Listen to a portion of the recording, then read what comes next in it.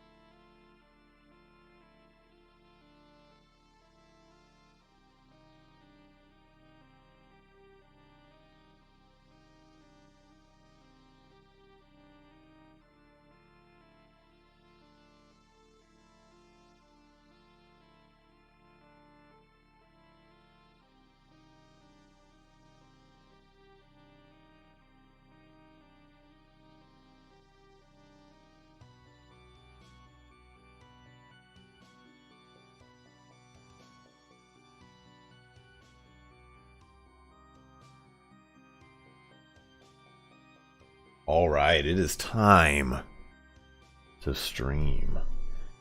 We got ourselves a stream here today. We got a little kugath PLAGUEFATHER. And before I get disgusting with Cougs, you know what I like to do? I like to sneak in a little sneak.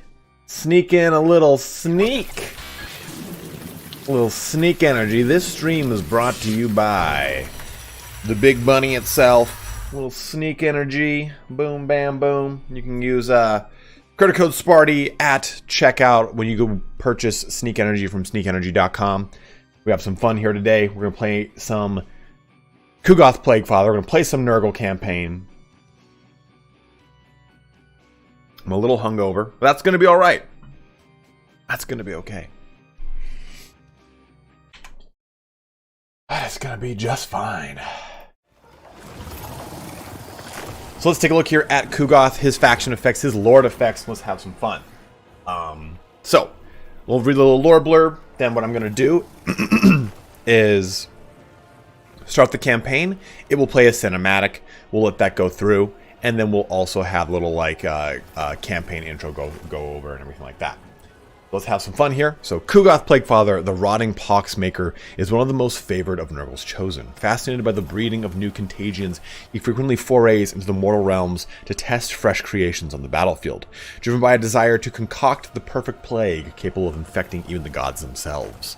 Growth plus 10, recruitment cost reduction for Nurglings of 35%, health increased by 40%, so when you recruit them, they've got more health. Infection cost minus 50% for the plagues, plus 2 neural corruption, and then chance of a plague spreading plus 15%. Well, let's have some fun with this start campaign here. Shin, thank you very much, man. I'm glad you're enjoying it, my brother.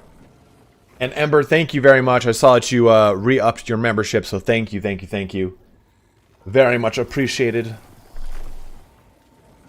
Let's go ahead and press start campaign here. We'll read this little guy and then we'll jump into this fun. I'll hide my webcam and we'll go ahead and go through this. So, decay and rot. Nurgle is the god of plagues and poxes, and while the countless mortals suffer in misery, he believes to have bestowed them all with great gifts. Nurgle's most eager apprentice is the fated brewmaster Kugath PLAGUEFATHER. The PLAGUEFATHER has always preferred lurking in the dark places of the mortal world, so it is no surprise that he was far from the realm of chaos when Ursun's roar caused the maelstrom. But there was a way to lure him back there, the promise of the ultimate specimen upon which to experiment. For a time, he was well hidden, even from the tome of Fate's pages. Hold on. Excuse me. And I wandered needlessly until I picked up his noxious trail, and it led me underground. I must make my offer quickly before I succumb.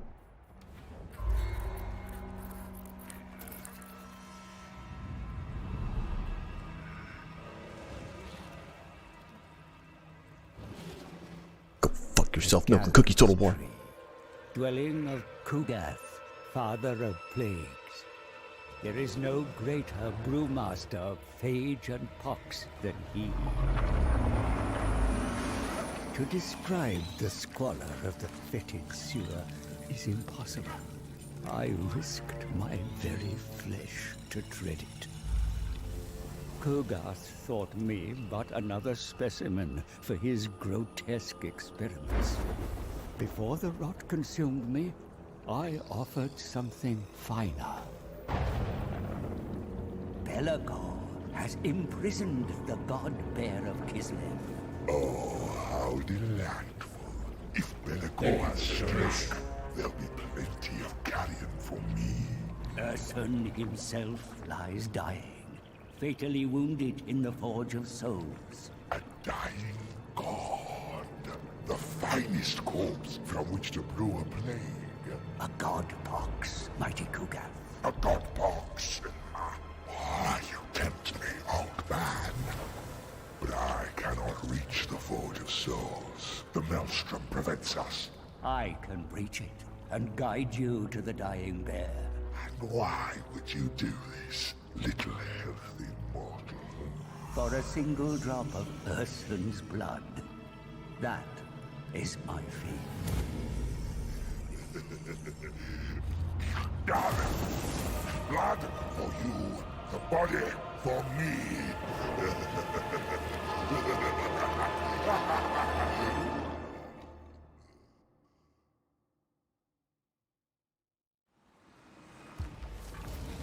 Our goal is to harvest the god bear's corpse, the perfect specimen, to create the most unholy of plagues, the god pox.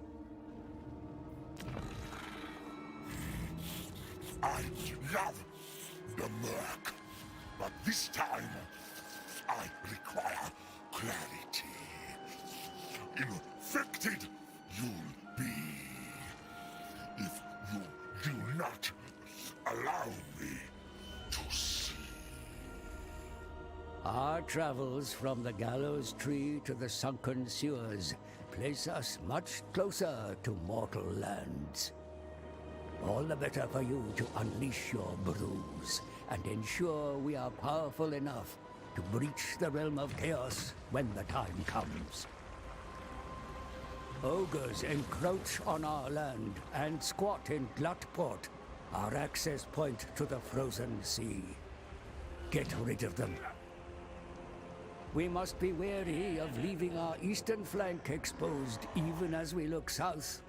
For hated dwarfs recolonize Karak Dum, a beachhead in the Chaos Wastes they have no intention of losing. And southwards, just across the sea, are tribes of mortals, followers of the dark gods, easy to corrupt and make puppets of, or even vanquish. Food for your plague bearers. But it is through Black Blood Pass where frail Kislev lies supine and ready for infection. You shall bring misery upon its people before defiling their god. I can see you are eager to begin, feculent brewmaster. So let us conquer in Grandfather's name. No, I just want one day where Indie Pride isn't a tyrant. Isn't just harangue at my door, trying to break down and come in here and get sweet, supple pictures of my toesies. It's fucking absurd. Alright, here, guys, we're jumping into Cougs, into Mighty Kugath. We got a no spoiler breakdown video going out tomorrow, so if you do want to have like a no spoiler experience of what this is all like, you can find that tomorrow. What is the Maelstrom? It's just a name for the Realm of Chaos up here.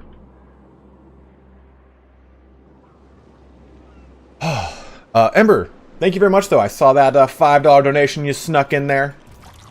Thank you, thank you, thank you. So, we do have a video, too, that goes through the Plague Cauldron, but just to kind of give you a little breakdown of this here, you've got 5 base plagues. And each one of these plagues has a symptom that, well, has a set of symptoms, 3 symptoms that correspond to it. So you'll see we're at the Plague Pox. Right here. And then all 3 directly below it, except for the research one, require... Ooh, let me enable that preview, shut that off. Enable you, or require you to spread the pox X amount of times. So this is 5, 25, and then 50 times in total. And when you spread these, it will go towards this current spread counter. So it doesn't need to be you directly spreading them. It can be, okay, you've started the plague and the plague just keeps spreading. And every time it spreads, it's going to happen. So it's an important thing to note that it's not necessarily you starting it. It can just go completely rampant out of control somewhere else, and that counts as a spread. But after 50 total spreadings of the pox, you unlock all 3 of these symptoms, and these symptoms can then be used towards a recipe. You'll need one of the top tier, so the third row of the base plague that it takes. So this is the Plague of Pox. This requires paroxysm, but then it also requires a tier 1, the first row, of another plague. So this one's brain fog, which would be coming here from palsy. So that is roughly how this works. And the recipes are simply all 3 of the base plague plus 2 symptoms, and then additional effects. This will give us plague duration time, chance of spreading, endural corruption, and then growth. We got 2 massive donations here, though. Michael Atali, I won't fuck up your name anymore. Hey, thanks for all your videos. I'm a member of the French Age of Sigmar team, and I have to say that your lore videos and your lives just gave me the boost to play Total War. I'm stoked, man. Great to hear it, my dude. What is the French Age of Sigmar team? Is that a thing? What is... Like, I know what Age of Sigmar is, but like an official, like, French league team? That's pretty sick if that's the case. You've been watching your videos over a year. Hard to get there with... Or hard to get here live with work, but the fun, informational, well-rounded playthroughs are awesome. Thanks. Plague us up. Well, thank you both very, very much, guys. Very much appreciate it. French team during the World Cup. Holy hot covered shit.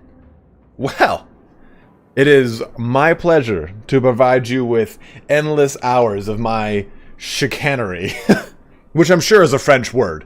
As a Frenchman, you would know that, of course. Yes, obviously. But thank you very, very much, guys. Thank you very, very much. Finished third? Well, it's better than I would finish, man. We also got ourselves another one. Let me take a look what that is. Type in Streamlabs. Let me see here.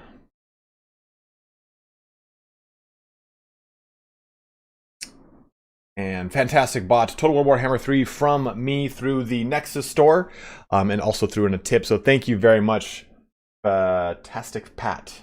Appreciate it, my dude. And for anyone who has not yet purchased or intends on purchasing Total War Warhammer 3, you can do so using the link to my Nexus store. As always, guys, you can find that right here. Thanks for the very informative preview videos. Absolutely, Filipino King. Thank you very much for the donation, man. Use my store over Milk and Cookie store, because Indie Pride doesn't deserve your patronage, but I do, because Indie Pride doesn't care about you, but I do. Anyway, let's just keep going here. So all this costs infections, and infections can come from your buildings, your provincial capital, or like the actual like capital building of each settlement, minor settlement, will produce infections for you per turn. You'll get them from another of other situations like the incubated captive, so after a post-battle, or looting, sacking, and raising settlements, as well as spreading plagues can oftentimes give you infections as well. Man, look at you guys. You guys are making it rain today. Thank you so much. Rewinger over here with the 200 Norwegian kronu. Thank you, my guy. Let's start brewing. Not Chris over in Canada saying I'm snowed in and still shivering from my third shot yesterday. Oh, shit. Well, hey, man, did you get a Moderna or Pfizer? Nurgle is my favorite. If possible, could I suggest a name for your first hero or second general? Chris the Sneeze stepfather. I look forward to a fun-filled stream. Yes, absolutely. We'll get you the next one right now. Thank you very much, man. Extremely generous of you, Chris. Very, very generous, brother. We'll do this first battle and we'll get you one right now. Can we do this battle? Make them rot.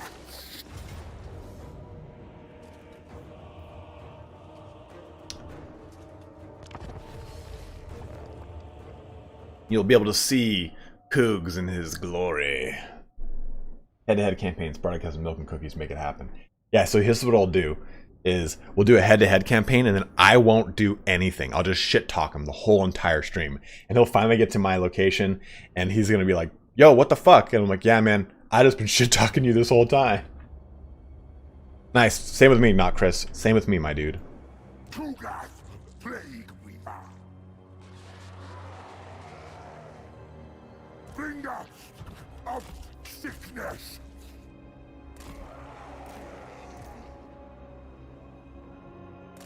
This is just hard. We're not playing on anything special here, because mainly we're just trying to show off stuff, and I'm not continuing this campaign, anything like that, so we're just kind of showing things and having some fun. So, remember, since we are playing as Nurgle, look at his holiness. We do get Cloud of Flies, which is going to give us melee defense of 9 while in melee.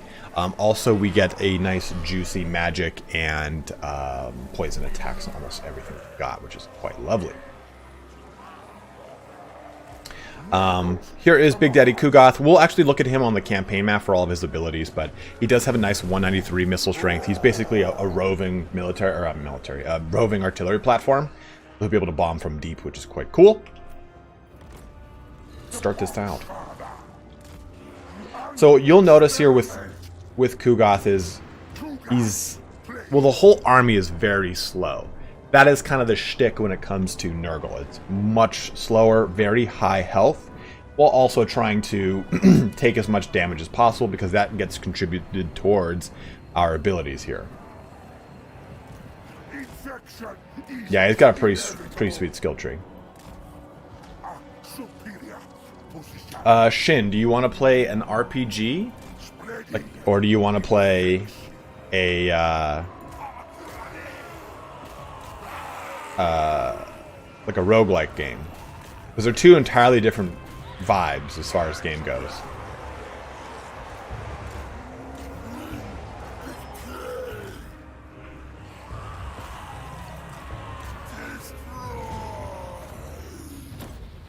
Should have done that before they actually charged in. Oh well.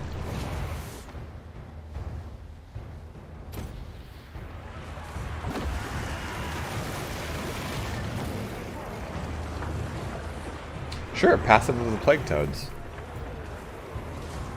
They get the Cloud of Flies, cause fear, their demonic instability because they are demons, and then they have their 20% physical resistance. Hades is very fun though, yeah. I mean, that being said, Hades is a lot of fun.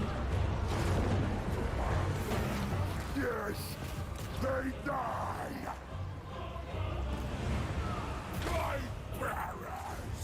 Yeah, Hades is definitely like, you're taking your time, you're reading, you're getting into the game and the story. No, I will not be playing a 19 Nurgling Doom stack.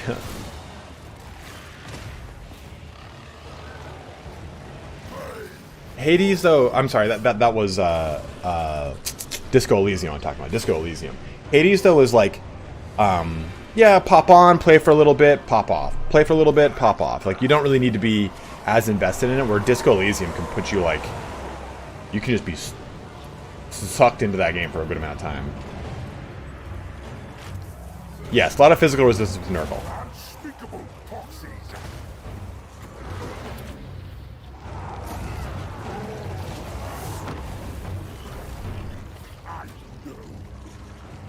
Oh, that filth.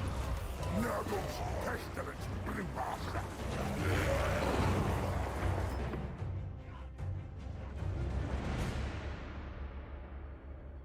Yes, leap after him, my froggies.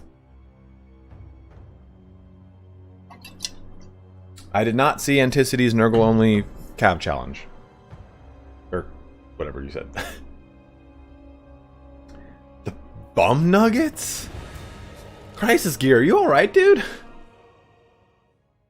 How'd a Toad Doomstack be? It wouldn't be terrible, but they just don't have a huge amount of stability. In all honesty, I think Doom, and this is not a knock on Legend of Total War. He's playing Legendary. I am never playing Legendary, so it's like, kind of take what I'm saying with a grain of salt. Like, so I understand on Legendary you kind of have to do certain things, but Doom stacking to me just completely takes the fun out of the game. I like really cool, diverse, aesthetic armies. So we're gonna go with Incubate Captives because we want to get as many infections as we can. And we got ourselves a hero here. Got it. I got it. When I mean Chris the Sneeze stepbrother. Sneeze stepbrother. Done and done, Chris. Thank you again very much, man. Huge donation. Kyle Sinet asking, could you infect a Cathay caravan if you get the chance? I'm curious as to how far the plague will spread or if it will even spread. Kyle, I'm actually very curious to do the same, so I'll check it out. War Daddy 0162 just purchased Total War Warhammer 3 and also did a $10 donation, so thank you very much, man. Thank you guys. You guys have been amazing today. Seriously No says, I've heard that Nurgle economy is rough. Have you tried mass fevers to drive favor? Honestly, I don't have a single problem with the economy of Nurgle. In fact, I find it to be stupid strong.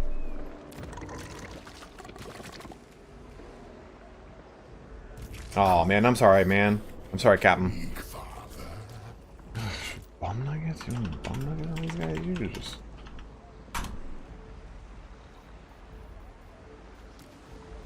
What would you like me to name him, Captain Diabetes? Any opinion on how the other factions are? Well, you'll find out next week. Oh no, 2 weeks from now. I guess Slanesh is the only one we haven't done, right? What did I build here first? Forsaken are cool.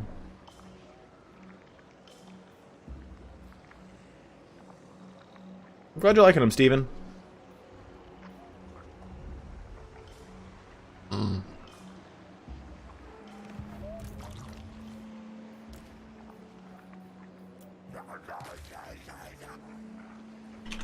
Got you, Balboa.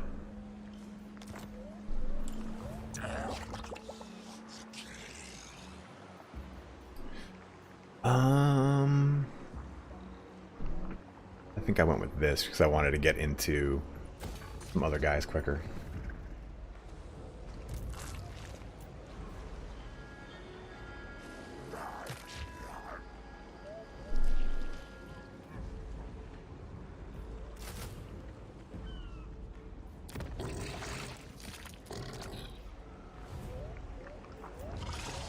Or you know what? I did not do that.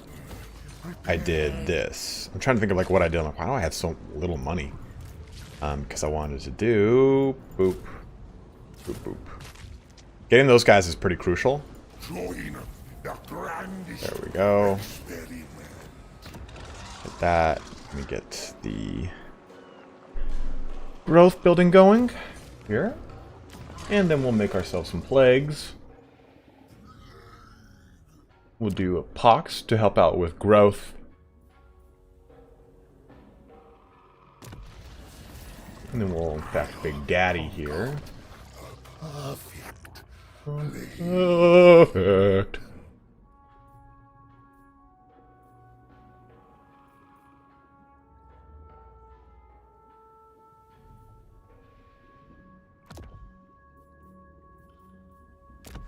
And that'll help us for our sieges and such.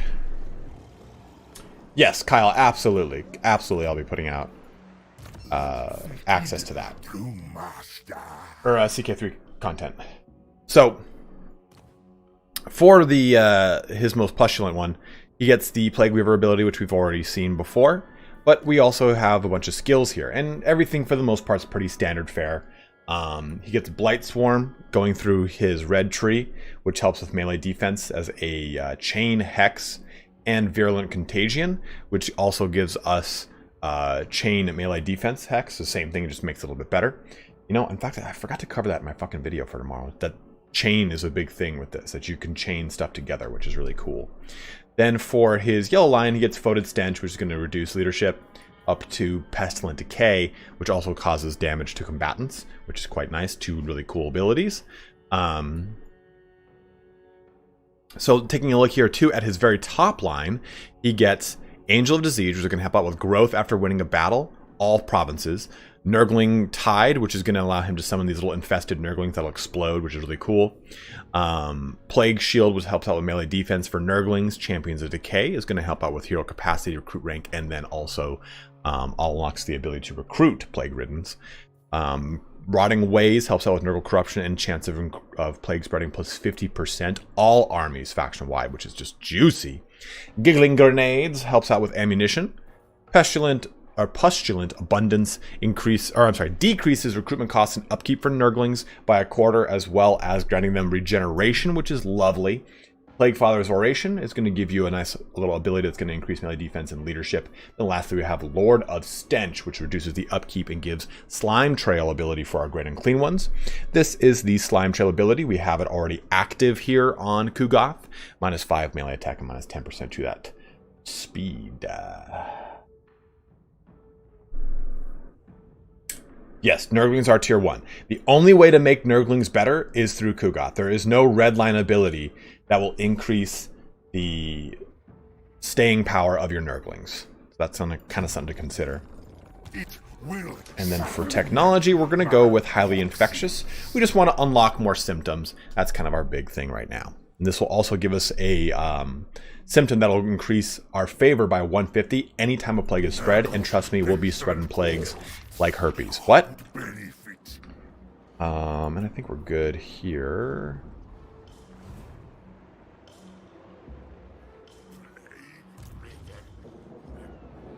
Tuck with a £9 donation saying, not yet seen a Herald to Exalted pop on stream, yet if 2 armies is possible in the turn limit, love to see it. Thanks for the fun streams. Absolutely, man. Thank you very much, bro. It's totally possible. I think that a lot of people don't focus on them in the beginning or the early game, and they pop somewhere between like turn 13, or I'm sorry, rank 13 to 15. So I think it just depends on who you are and what's going on. There might be some sort of hidden modifier that also causes it. I'm not really sure.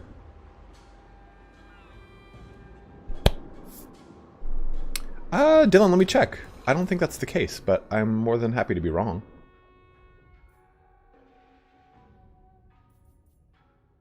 Oh, it is there. There it is. Yeah, I'm sorry. Speed and physical resistance for Beasts of Nurgle and Nurglings. I'm stupid. Well. Shit.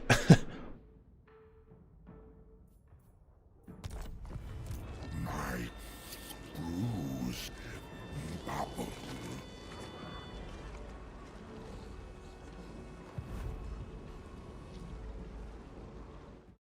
One sec, guys. Oh.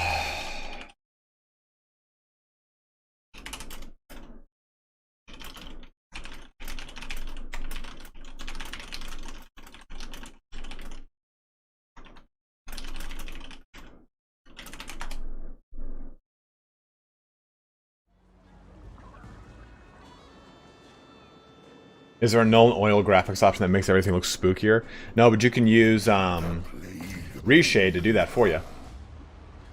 I don't know which one I see myself completing to the end. We could probably do this fight just fine. You know what, actually? We probably should not have even done this. We should have just waited a turn back there.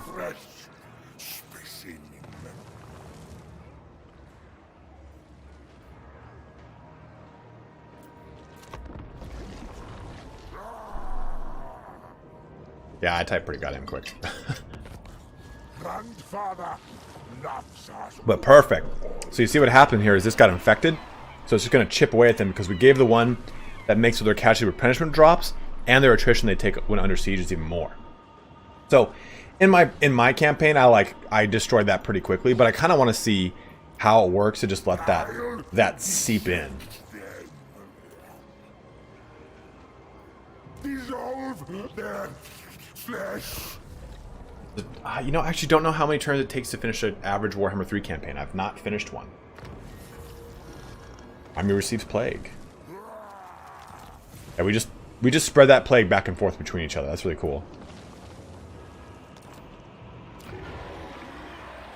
That's taken some pretty good damage. One more turn and it's going to be below 50%. Siege attrition in this game is much more deadly. Much more deadly. Yeah, fuck it. I really want to see... Oh, the hero hasn't even joined my army, damn it. I am not a smart man. What up, Calvin? I just kind of... I want to experiment with that and have some fun.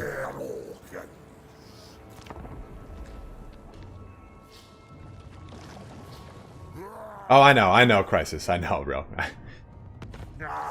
But, I mean, take a look at how potent that disease is, man. Like, that's really nice. Like, that actually... Like, we went from a Pyrrhic victory to now a close victory. We'll fight that battle, though.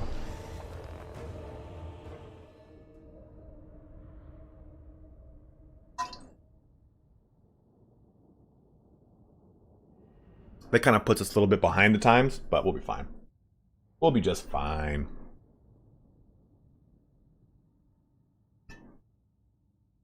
I mean, American Dream 112, I think the furthest I've gotten is with you guys. This weekend I'm going to sit down and try and like really push through a campaign as far as I can. Favorite race to play so far? Probably Scarbrand.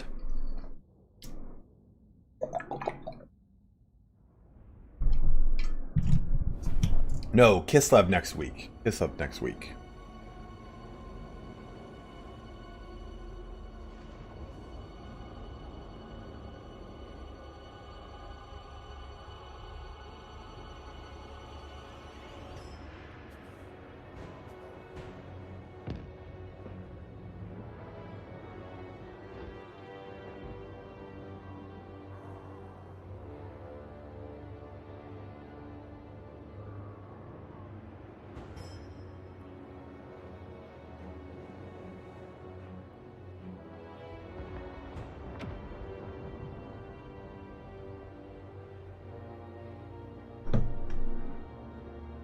Are you drinking creatine? I mean, I drink creatine, yeah.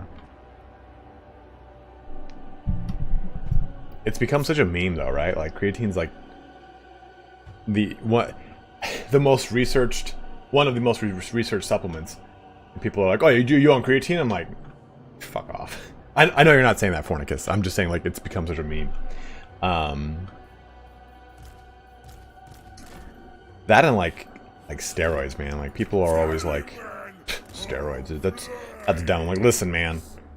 There's like 80 plus years of Soviet scientific research on steroids. Like, if anything, we should be taking steroids over half the other bullshit supplements on the market right now. In fact, in my opinion, and hot take, I think that steroids should be fully legalized in the US, but regulated. Like, rather than having these athletes put themselves through just shit tons of regimens of like bathtub steroids, legalize it, tax it, regulate it, say all athletes can have X amount of percentage of steroids in their body, whatever it is. I don't know. I've not taken it, but trust me, I've been around plenty of people who have done it. But and I don't know if you can test and say like, oh, you have X amount percentage, right? I know that anytime you get tested after, even if you stopped taking steroids, it shows raised testosterone levels in your traps. That's why you get those big, huge traps when you do a lot of it. But like regulate it and say, hey, yeah, you know, this way we know exactly what you're doing and what it's going to do to your body. I just think that otherwise you get athletes. I mean, you can't compete. Like when people are like, oh yeah, this is a natural athlete, like Rich Froning, natural athlete. I'm like, Rich Froning gets oxygen blood supply spinning like done during competitions. There's no way he's 100% natural, because you just cannot compete in today's athletic world across almost any spectrum of a professional sport because of the amount of wear and tear it does on your body. Like people think of steroids and they think of like these big muscle-bound freaks with tiny dicks, but it's actually, more importantly, it's about recovery. Most Olympic lifters, like people that actually go to the Olympics, will take low amounts of steroids simply for recovery purposes. They don't walk in there with this fucking huge like traps unless they're Russian. They just do it so they can actually perform every day. Infection is inevitable. Oh, infect me, daddy. And I mean everything in moderation, you know, like, and I'm not over here like advocating take steroids, kids. I'm saying like low grade amounts of it you could get prescribed to you by a doctor if your testosterone is low enough, you know? Like, I just think that there's two things that, well, there's many things that the US is behind the times on, and I don't want to go there. But one of the big ones, in my opinion, is steroid usage. Regulate it, make it an actual, like, taxable thing. That's more tax revenue. Why wouldn't you want that? And more importantly, like, stem cell research. That's the fucking future. We gotta, like, oh, you're gonna put me through, like, a 100-year-old medical procedure if I tear an ACL when I could just regrow it using stem cells? God damn, man. That's the future. You guys didn't think it would come to this level of a tirade, did you? But it did.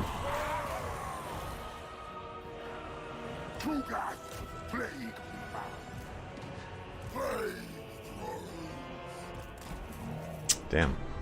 Alright, so we're actually going to take one of these guys over here.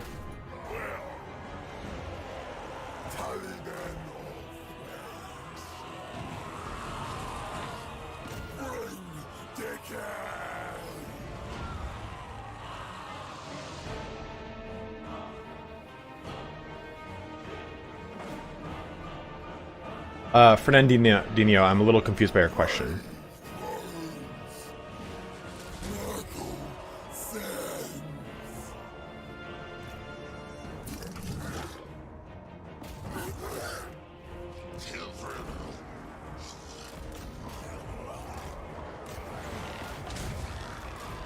Alright, where are these big boys? I'm looking for... I need to get one of these over here, because it's like one of my only sources of AP.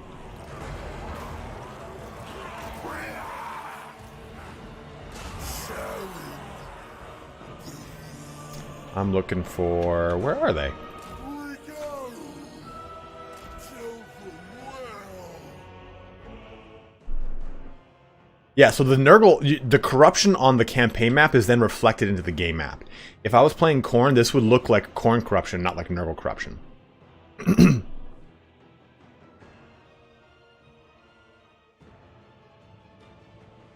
Oh, you know what, John Kimball? I do not know if the fragment Zinch spells look different. I have no idea. I've never really checked or seen that, my bro. Dude, where are they? Oh my god, I can't find...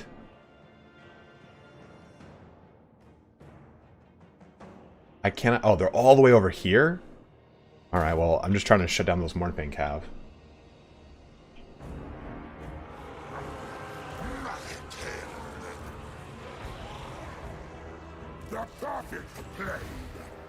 The perfect blade. Blade.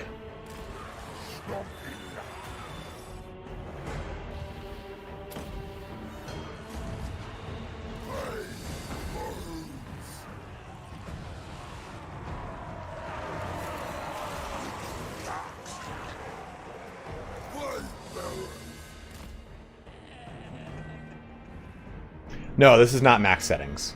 This is like a mixture of ultra and high.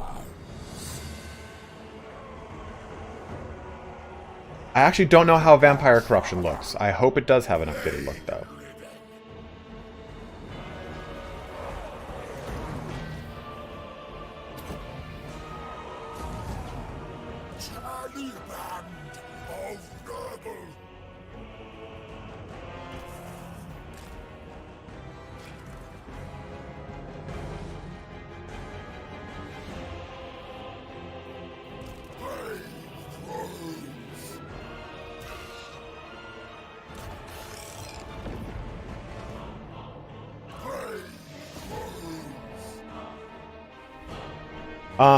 Yeah, I really can't play max without it being a bit of an issue. I'm gonna go over here. Sorry guys, a little scatterbrain today.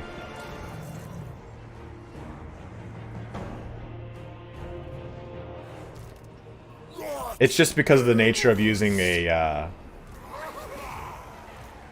it's just the nature of using a, what's the thing?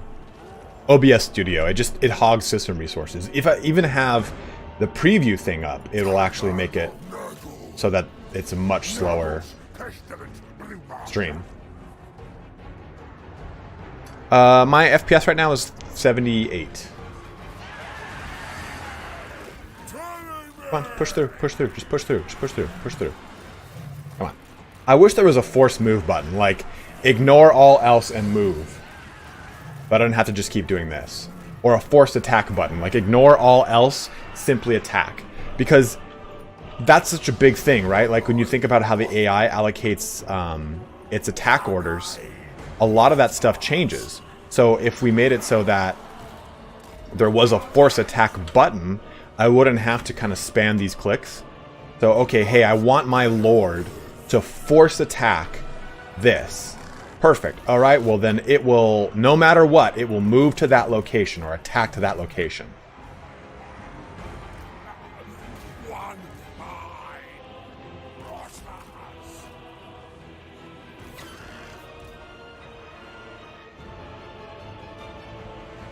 How does a Nurgle start army feel compared to the others? Weaker. So, Christian, this is what I was going to say after this fight, is when... Where are you going, bro? Get back over this way. Nurgle starts off very slow. Very slow. And I think for a lot of people that will be very frustrating because look how slow this army is. Settlement battles are way harder. Not even by the virtue of them actually being difficulty-wise hard. It's just kind of difficult to really slowly plod through lots of damage. Which, I mean, ultimately will result in you having more access to your abilities, which is great and all, but it can really feel like a very droning, long campaign. But you will get to a point where you'll start to just hit a gravy train, man. You'll just get tons of value for what you're doing. And that doesn't take a long time to get to. My Nurgle campaign's like turn like 30, and I have something like 50k in my bank. Because it's just, you can get so much favor so quickly.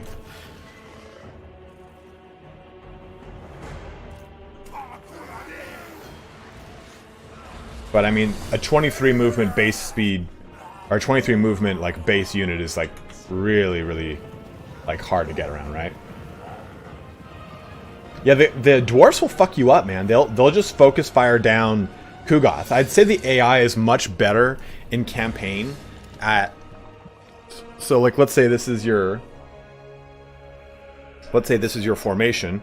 Remember, if you're braced, everything from that point will be covered in the brace as far as charge defense. Well, the AI will be very good at coming at you. And then hitting you like this. They'll go whoop, and just go and loop right into your unprotected, well, non-braced portion of your formation, which is actually really cool to see. They have very few speed buffing options. Remember, they want to take damage tuck. So it's very contrary to the typical way of doing things. And I think that as a result, it takes a little time for people to get used to. You got that credit card code, bro? No, you don't got shit, bro. You can't take my Lure Fish House gift card.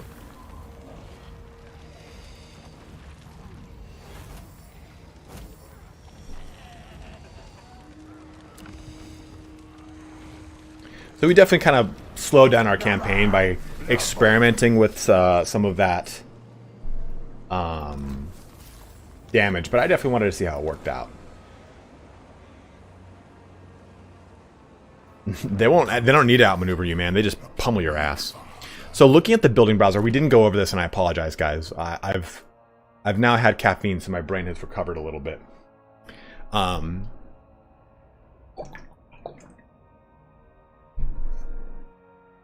Looking at this, we'll use the advanced military one because it's a really good example. The way that these buildings work is you build them and you just let them go at their own pace. You never have to do anything after that. And it's actually pretty cool. So let's just take this basic military building. The advanced one's got too many little things on it. So when I build the Rancid Aloe seating, it'll take 4 turns, and then once it is built, it will then provide me with a Forsaken of Nurgle. So here's why your economy is so strong. Every single one of these buildings also gives you income, and that's pretty goddamn huge. So that will be a really nice benefit to have. In addition, in 4 turns, if I hover over here, this seeding will switch to germinating. And then once those, so it'll go, the base building is built after 4 turns. Then in 4 turns, the germinating building is built. And then you'll get the bonus of the other Forsaken of Nurgle. And if you are at tier 2 in your settlement, then the budding will start building. So basically, it's kind of hard to think of because when you watch it, you're like, oh, okay, well, it's in this stage and it's going through those 4 turn cycles. It won't actually give you the benefit until those cycles are up. No, there's no DirectX 12, unfortunately.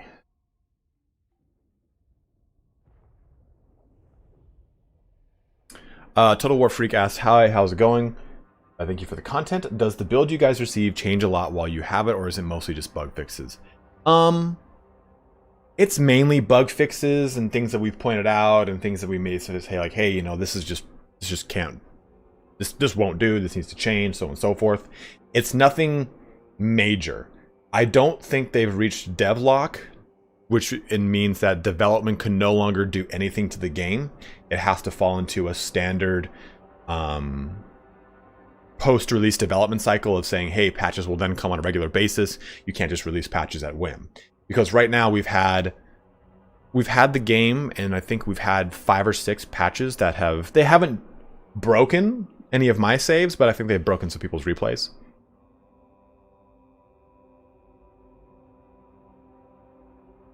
I really wish a force attack or a forced move button would be added. Yes, I would love that, but I don't know if it will or will not be.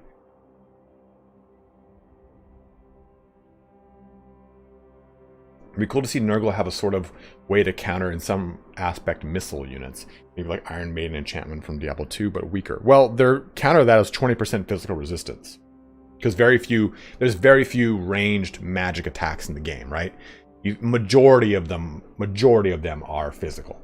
A few will be poison, a few will be fire, and a few will be magical, but they're way less in abundance than just straight up physical.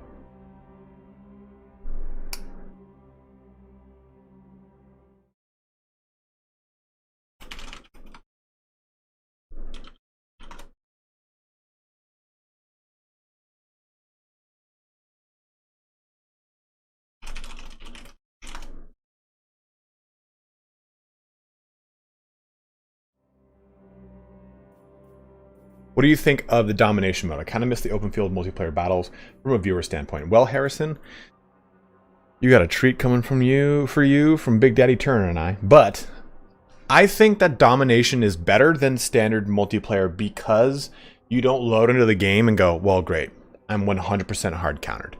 You go, okay, I'm countered here. I'm going to use these things to buy me time to make more units, or to summon in more units, or use these things to back cap, whatever it is. I feel like domination mode really stretches your ability as a multiplayer competitor over just simply rock, paper, scissors. I think that that's the kind of crappy game whenever you're playing. You see these bigger tournaments and we go to best of threes, best of fives. When you jump into the best of five scenario, you're jumping into... Most people have 2 or 3 factions they're particularly good at. When you jump into a best of 5, you're now jumping into factions you're not as good at, and it gets to be a little... Is this a test of someone's skill, or is this a test of how well you can counter another person's army by just choosing your options? Like, it makes the game a little more dynamic, in my opinion.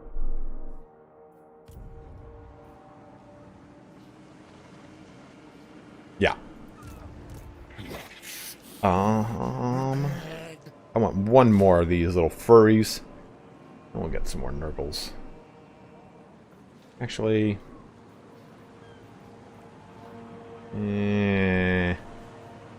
we do these. We do these.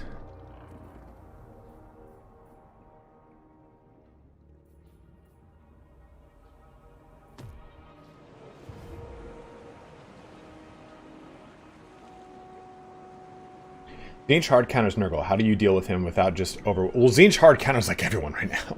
Zinch is so good. You'd have to use Plague Toads and Flyers to just get up in that ass. It's really the only way to do it.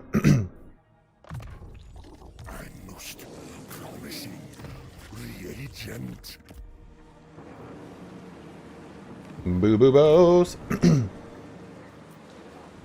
I require only the most infectious. Outpost. Contrary to what you might think, I have not been playing or watching much of it. I'm someone who does very well at, like... Okay, so I like Crusader Kings 3 stuff. I made all those guides, but I had not like beaten an actual campaign or anything. I think I have some sort of like freak idiot savant ability to take abstract concepts and tie them together, or see how they're tied together to understand something pretty well. But I don't think I'm particularly good at anything I do.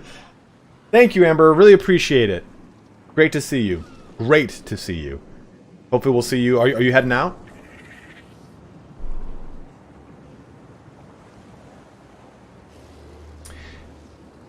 Thank you for the donation. ItalianSpartacus is a true Giga Chad. Maybe meet in Hyperborea, brother. But first I need to play Warhammer 3 Mortal... Dude, I can't wait for that Immortal Empires map. I am so stoked to see whatever the hell it looks like. Well, always lovely having you aboard, Ember. Can you still play custom battles like in Warhammer 2 or... No, you can absolutely play custom battles. Everything's the same in custom and multiplayer. They just added a different mode. Yeah, never like the meta pick kind of system. Domination will highlight all your units in the match instead of... Yeah, agreed. I'm good, Hugh. How are you doing, brother? Well, where's the big D damage at? I see all his tankiness, and that's his thing, but damage has to come from somewhere, right? So, Liberal, really what the big damage is going to come from is you think of kind of Nurgle's ultimate approach to things, right? Wearing people down over time. You don't get burst damage with Nurgle, you get consistent, like, baseline damage with a shit ton of health to kind of combat the person. Like you don't need to win the damage game if you can just outlast them. Which is, and I've had this statement before, it's very interesting to see that tactic work in a game that is about killing. Like, yeah, Mortal Empires is not going to be coming for at least 2 to 3 months, I would imagine. But what am I doing here? This is all good. Okay, good. But, like, when you think of the 8th edition High Elves, they were great, but Murderous Mastery, Murderous Prowess is so much better because of the ability to do damage to someone. And in tabletop, Nurgle had higher toughness, so they could really take a lot of damage. And that is, like, a trait that the High Elves never really got on a defensive stance. So, Nurgle is a defensive army that works, versus the High Elves are a defensive army that, in my opinion, while nice, doesn't really ultimately work, because there's some things that always work against you. Nurgle is just flatline, hey, you get these benefits regardless. So we get to choose here. A terrible nausea grips you, and over the course of the next 7 hours, you slowly and agonizingly retch up a withered and weeping black orb, double the size of your own head, an egg or a fruit. The reeking sphere defies easy description, but must be used appropriately. So, you can get 4 Plague Bearers of Nurgle. If buried within the soil and carefully tended to, the putrescent sack, no doubt sent from the Fly Lord's decomposing garden, shall surely bear uncommonly rancid seed, or consign it to the sewers. There is no better breeding ground for Nurgle's putrid spawn than dung-caked waste tunnels. In those filthy depths, the egg fruit will birth something marvelously mephitic.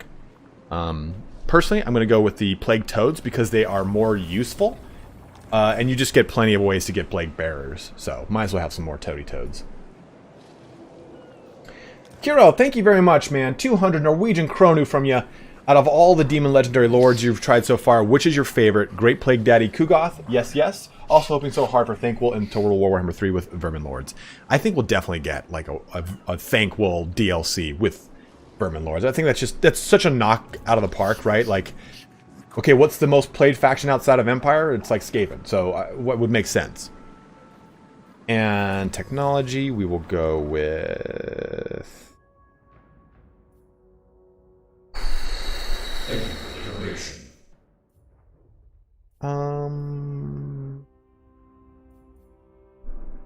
The AP is always cool, but I think we'll just go with Spore Diffusion. Thank you very much, Lacroix? Laclos, for the €5 donation, my dude.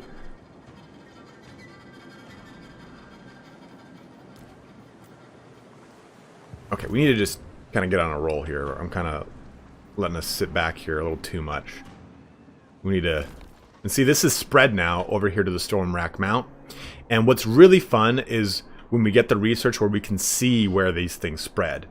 Tactical Project, what's up, brother? Are factions from old games playable in custom battles? Not currently, and it's just the same as it was for Total War Warhammer 2. When Total War Warhammer 2 came out, you could not play the OG factions for a little bit. I assume we'll be able to play them quite soon after launch, though. At least I hope so.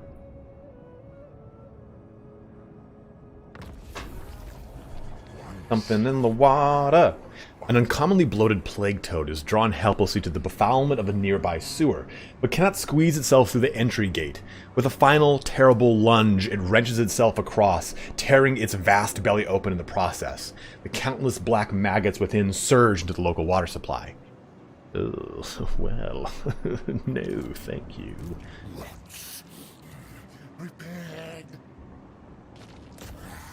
In my opinion, so to answer your question, Kiro, I think my least favorite's actually Kugath.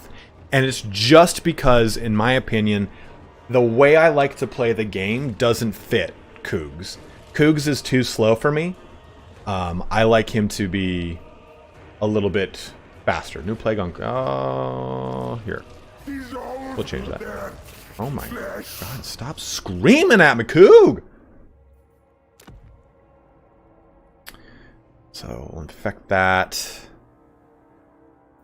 We can go with... So we're going to do this because we're going to attack this settlement right now. Oh, no, we can't afford it. I mean, look, you can stack that up to be just disgusting, right? 35% plus that 35%. If we did that, that's 70% under siege damage. Like, that is wild. And not to be confused with the hit movie Under Siege, starring Steven Seagal. Yeah, I think so, Tactical Project. What I'll say about this campaign versus the Vortex campaign is I never felt compelled to beat a Vortex campaign. It got kind of boring after a while. Versus this doesn't. Yes, I'll be streaming everything as their embargoes lift.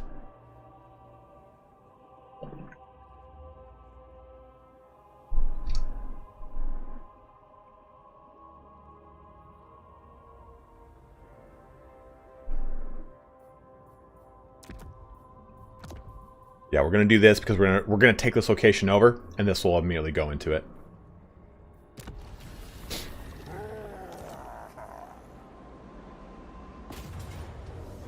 Shadow Mech, you can ask whatever you'd like about the Demons of Chaos.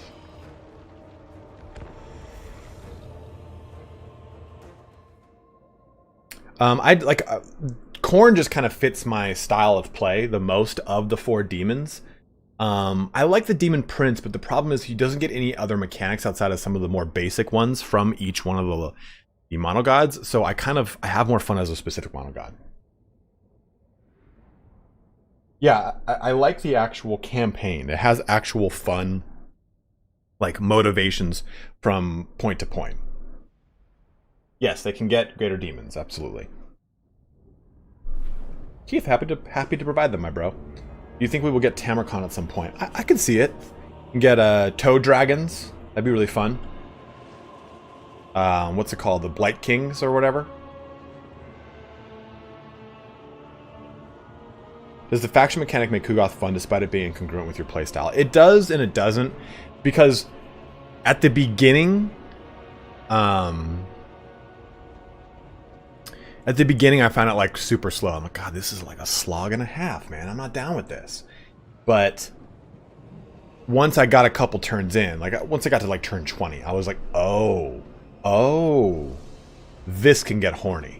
So I came around to it, but it definitely did take me some time to do so.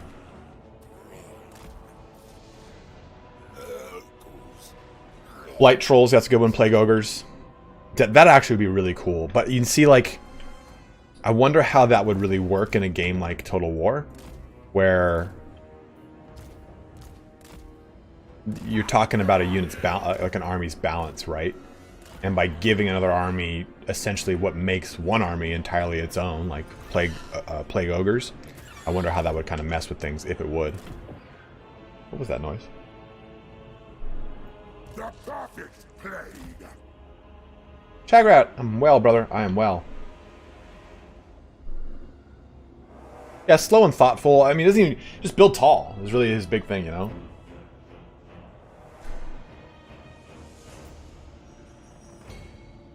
Yeah, no one can get a Vanguard. Let's go ahead and slow move up here. Start shooting down these Mournfang Couve.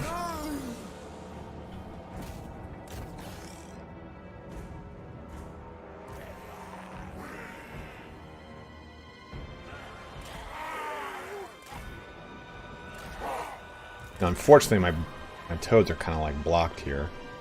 But I can get kind of spicy with my toads.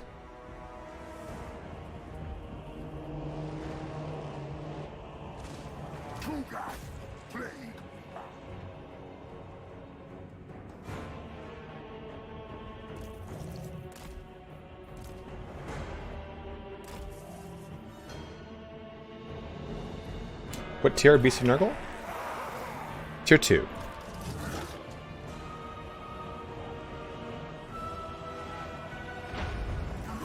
Oh, Nalbar just got bucked.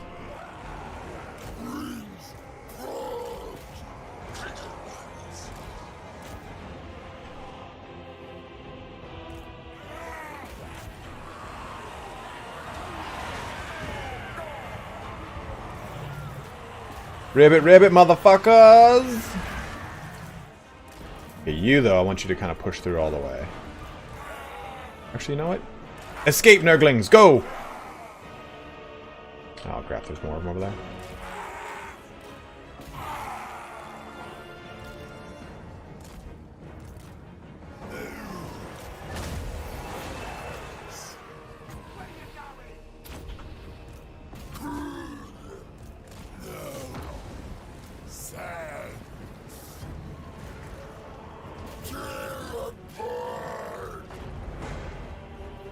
Everything is so slow. It's kind of painful, right? That's what I mean. Like, you just gotta know what you're signing up for. Slow units. It's not that they're bad. It's just that they're slow. So that's gonna lead to a certain something. And just chipping away at these Mornfang Cav because it can be actually pretty deadly. Come on, guys. Get up in there. Oh, this is gonna be so horny. Okay, stop that. Okay, yeah.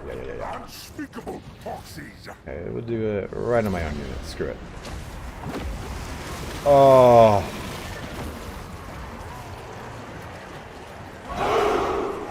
Hey, thank you very much. Whoever just either re-upped or... I think it's going pretty spicy over here.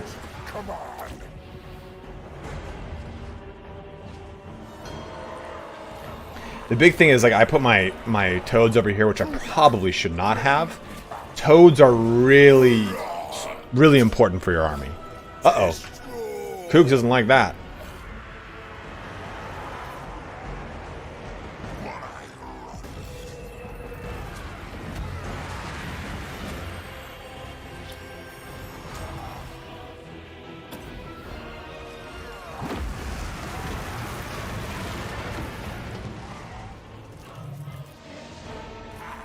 Because there's some of your only sources of early AP.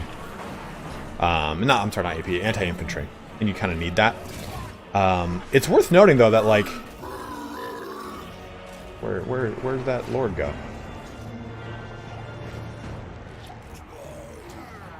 Where the hell did that Lord go? Dude, Cougs just does not happen it. Not having it.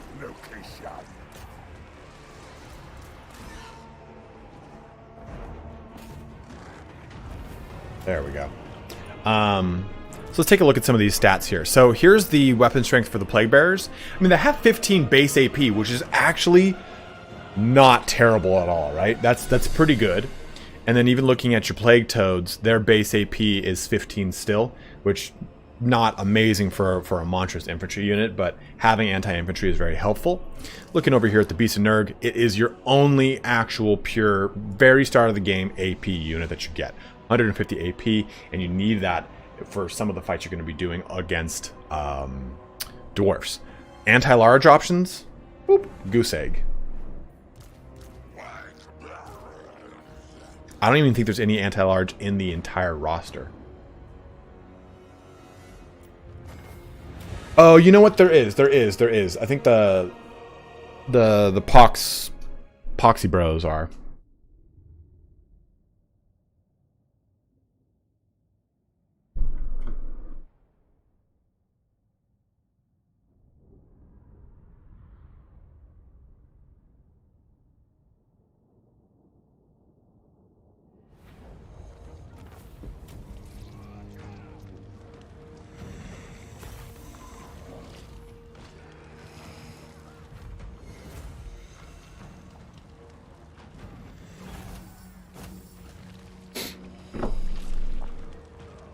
He might be anti-large. We'll check right now. I was gonna look through the whole roster and we'll look at it.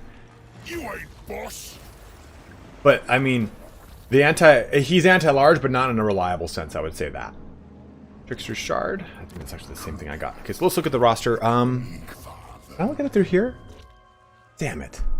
there's a on the actual faction selection screen, you can press a button and see the whole roster. Why is that not here in this game? What kind of shit? Oh, maybe it's here? Yeah, here we go. So here are all of our units. So nothing has anti-large on its profile here. Yeah, there's no actual anti-large in this army. Let's look at the Great Unclean One's actual weapon strength. Yeah, no anti-large there. Pox Riders have anti-infantry. I thought that was anti-large. The Exalted Great Unclean Ones don't have it. Yeah, so it's just really like they want that. They're gonna want to take that damage and deal with it. What are our total viewers at right now? How many people are watching? I can't see.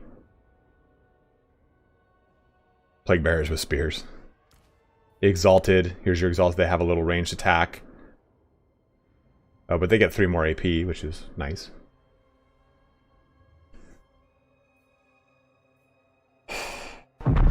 Oh, 600 folk watching here, but only 255 likes.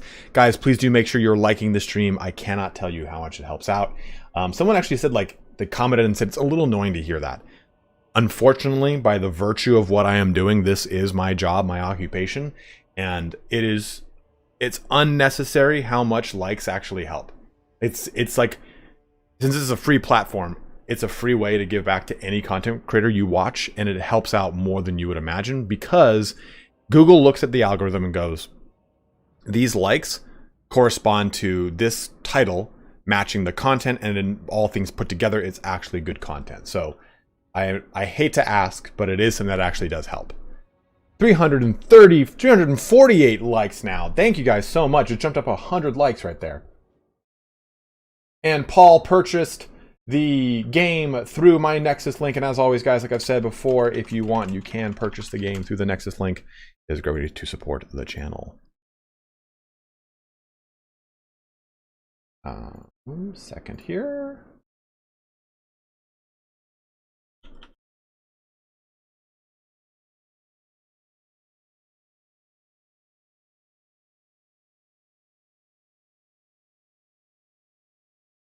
I'm turning on my bot that'll occasionally scream and tell people like or use this link, stuff like that. There we go. Yes, Nexus will give you a Steam key. It always gives Steam keys. Nexus is cool because they negotiate directly with the developer, so they cut Steam out from the process more or less, and it helps the developer more because the developer gets more of a cut per key. They usually, like, a Fanatical will tell content creators, hey, we'll give you 3%, which is shit. Like, that's total shit if you think about it. So what Nexus does is they negotiate a margin with the developer, and then they give us 50% of that margin. And then every year in December, they give us 100% of the margin, which is really cool. Like, that's an awesome way to do it, because most of the people that work at Nexus are former Twitch people and stuff like that. Not Chris doing another 10 Canadian donation here. Everyone move their mouse, make one click, and do a guy a favor, please. And thank you. Thank you very much, Chris. Super kind of you, brother. Old timer with a $5 donation saying like it or it won't be here tomorrow, me bros. Thank you, man. Thank you very much. Would you agree that Nurgle is a defensive faction with a death by 1,000 cuts battle playstyle? Nothing specialized, but very tanky, more than likely to outlast your foes. Yeah, absolutely, Captain. Absolutely, Captain. Lex is just how YouTube works. No worries. Have a good day. Thank you very much to Dr. V. $5 donation. Guys, extremely generous of all of you today. Thank you very much, my bros. You kings.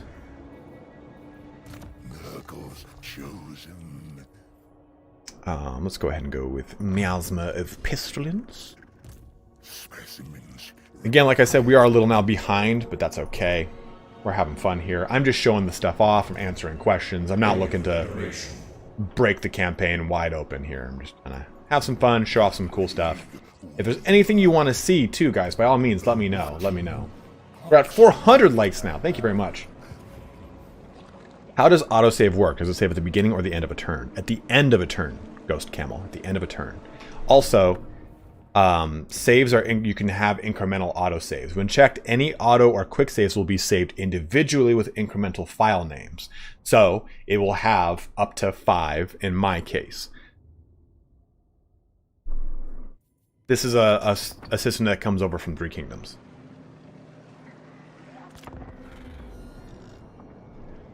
Adriel Magana? Will they reskin Chaos Warriors into all Monogod factions like Khorne? I hope so. Whoa! Look at these Girthopotami over here. Let's go ahead and go with... which one's the Plague Fresh Poppies? I think that is the... What's this one? No, that's Aloe. Okay, that's this one. Oh, that's okay. It's not terrible. Having 3 turns, it's not too bad at all, actually. Horse Ghost, happy to help. You know, Captain, I have not actually seen it. Like, I've seen it. Like, I watched Indie Pride's video because I like to watch and keep a tab on my competition because he sucks. But I've not actually seen it in the game. Prince of Pleasures in 2 weeks, Luther Harkin.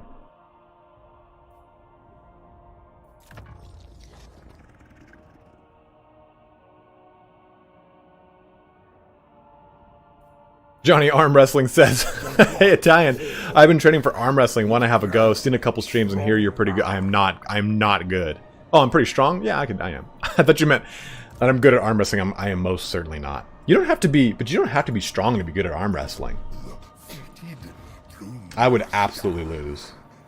Just sheer my labrum, bro.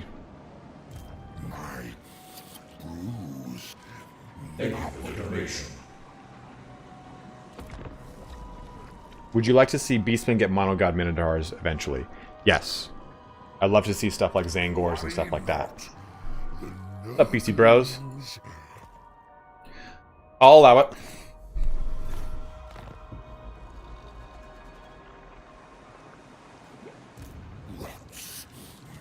So let's go ahead. They're over here. They're probably going to pop towards my... just towards Stormrack Mount.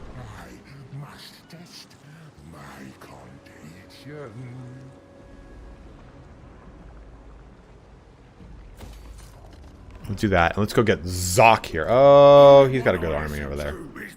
Oh, what's this? Hex in an area, acceleration speed and charge speed minus 60%. Well, that's pretty sexual. I've really not played. So for people that were asking,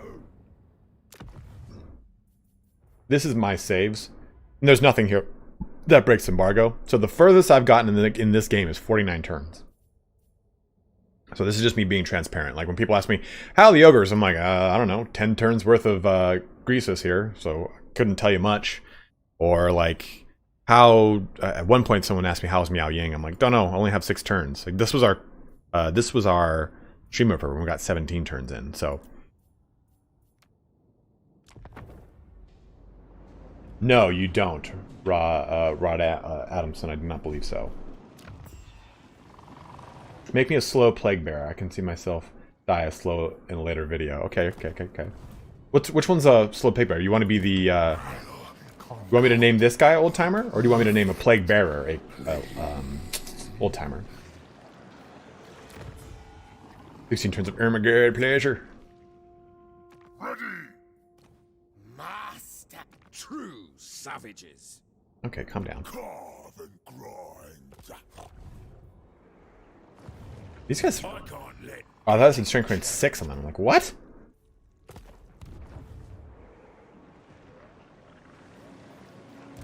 The rotting poxmaker.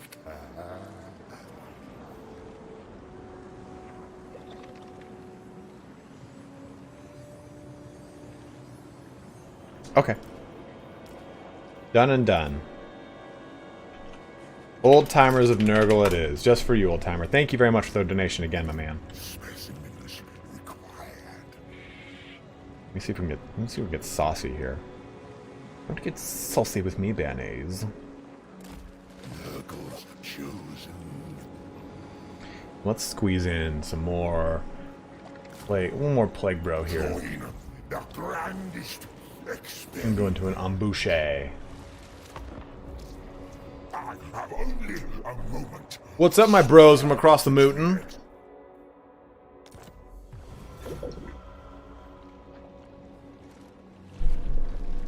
Did anyone play... Well, I know some of you did. Ultima Online. You guys remember the days of ICQ? And every time you get a message on ICQ, uh-oh! That was unnecessarily loud, I'm sorry. Uh-oh!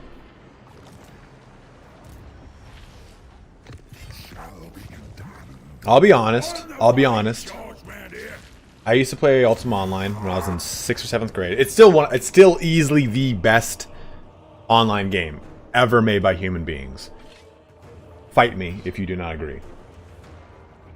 Dismember and Gluttony here. Army regen, heal per second, 8%. That's pretty nice. 0.8%, sorry.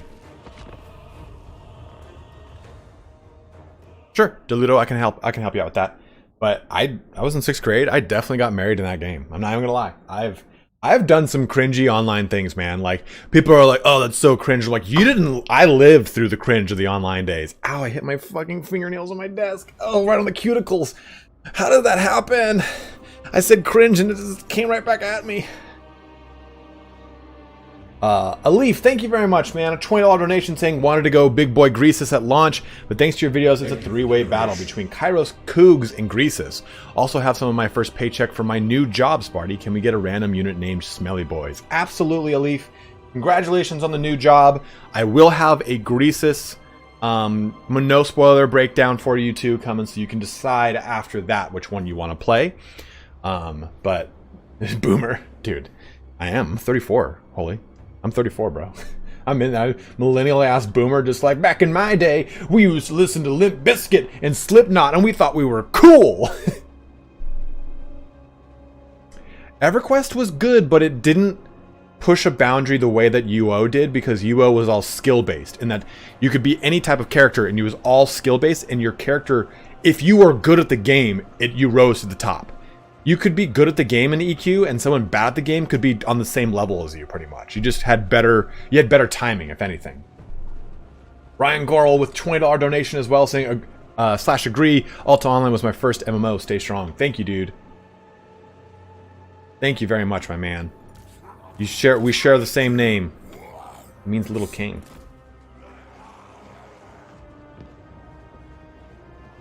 EVE Online with spells. No, because you couldn't do it offline. But dude, man, I remember like breaking into people's houses and stealing furniture and be like, ah, fuck it, I'm rich, bitch. I stole your fucking wooden thrones. Thank you for the donation. UO is definitely closer to Shadowbane, and Shadowbane was really good. Was really, really good. I remember I was playing Shadowbane, and it was around the time where I was trying to decide where to go to college. And I just found these, it was like a group of like older guys that played. They were like, they worked together, they knew each other.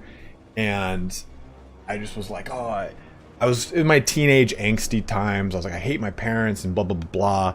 And dude, these guys were so cool. And they kind of like talked me through a lot of things. They're like, hey, you know, you hate them now. It's not a big deal. You'll come back around to this. They just want what's best for you. Stuff like that. Like, I have had a lot of people in my life because I'm extremely open about how I feel about things. I'm an emotional dude, but I'm like very willing to be vulnerable. It doesn't bother me at all. I'm about my shit.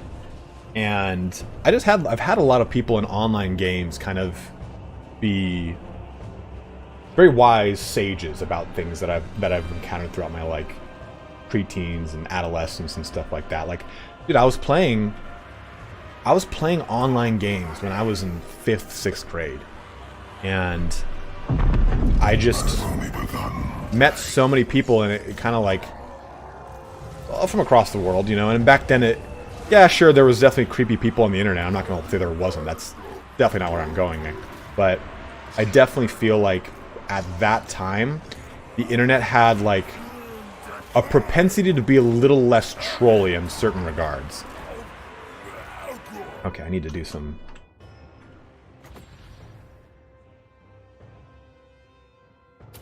Oh, I mean, like, I'm just a fucking human, man. Like, I've definitely gone through my fair share of bullshit. But... And I was raised old world Italian, you know? So that means, like... my dad did not tell me that he loved me until I was older, and that didn't bother me. I just kind of understood, like, for some reason. It bothered my brothers. It definitely bothered my brothers. One of my brothers. But we all tell each other that we love each other all the time now, and it doesn't faze me. You know, like, I kind of understood growing up that my dad worked like 60-hour work weeks, and this is what he did to just put food on the table for us. And but being raised old world Italian, you kind of you see a lot of that stuff, right? You see a lot of just like the don't talk about your feelings, don't be emotional type of thing. But as I got older and I got through a number of relationships and stuff like that that were particularly brutal for me, I learned like the strength of being able to concisely speak about how you feel about things or things that bother you, and expressing that and saying like, hey, that fucking bothers me, that upsets me, and telling someone why that upsets you and stuff like that, and how that actually can come back around to help you be ultimately a stronger person.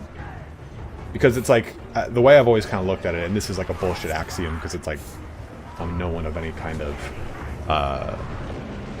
expert on this, but in my opinion, boys are emotional and men have emotions, and being able to talk about your emotions and say, hey, this is what's bothering me, this is the things that are going through, that is like confident, right? That is, in my opinion, that is what an alpha male is. A lot of people get hung up on that notion of what an alpha male is, and it's from an old 1960s, 1970s, actually it's like 80s, publication of wolves, and how it observed wolves in captivity as having alpha, beta, and omega dominancy.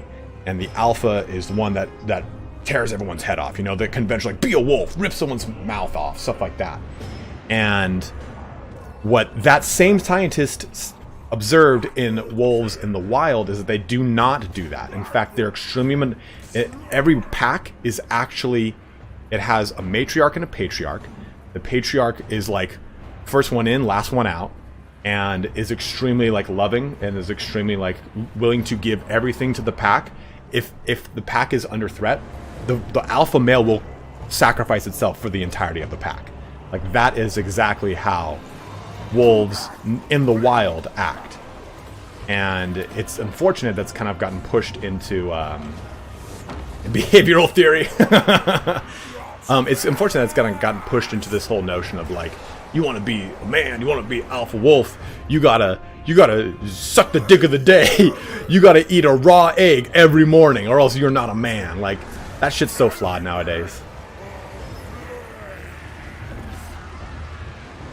Yeah, man, I feel like a lot of, like, my brother, so I've got 4 brothers. 2 of them are actual brothers. The other 2 are, like, just really close friends of mine. And one of them, he's like, you know, I wanted a boy so bad. And then when we had a girl, I was kind of, like, I was disappointed it was going to be a girl a little bit. Like, oh, yeah, cool, I'm having a child, I'm stoked. But, he was like, I honestly feel like every man needs a daughter. Like, he's like, it humbled me in a lot of ways. I learned so many things. He's like, and I truly love my daughter. I'm like, yeah, fuck yeah, man. America. Hoorah.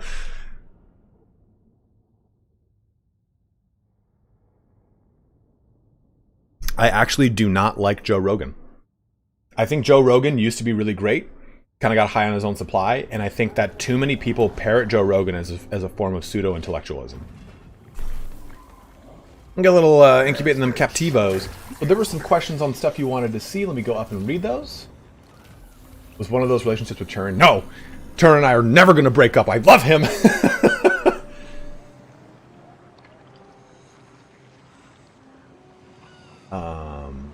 Let me see.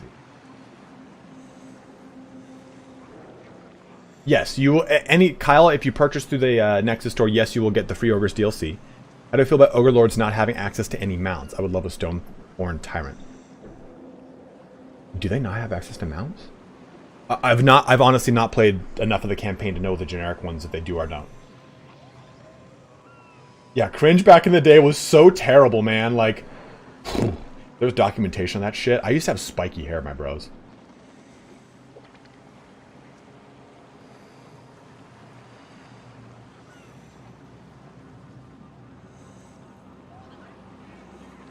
Do you take any supplements like creatine and such. I take NAC, I take lion's mane, I take creatine, I take quercetin, I do vitamin D, I have a multivitamin, I take vitamin C,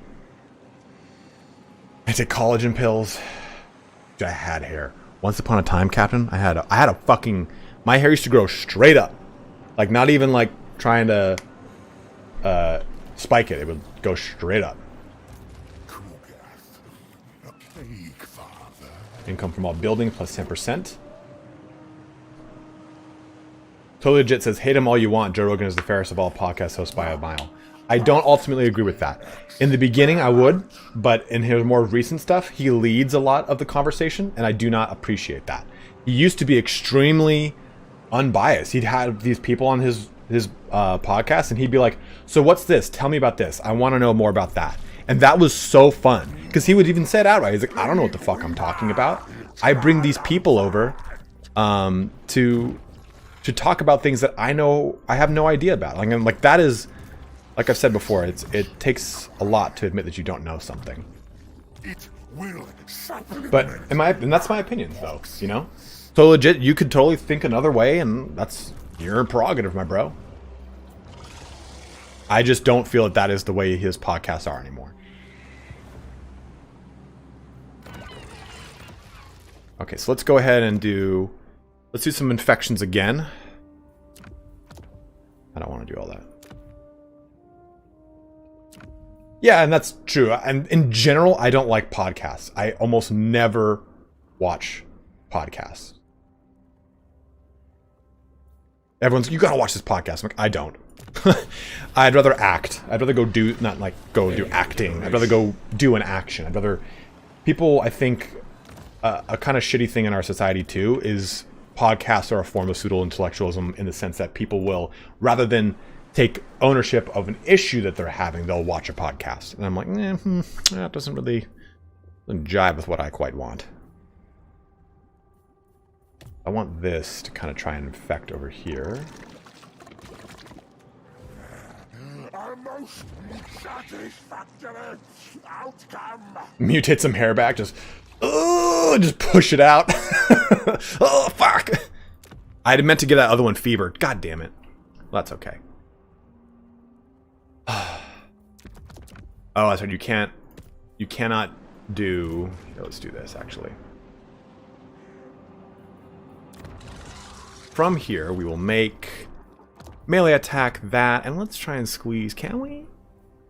Oh, we're just shy. We're just shy. We'll squeeze that one off. We'll do palsy in this. Summon a plague cultist, which is the other way to infect people.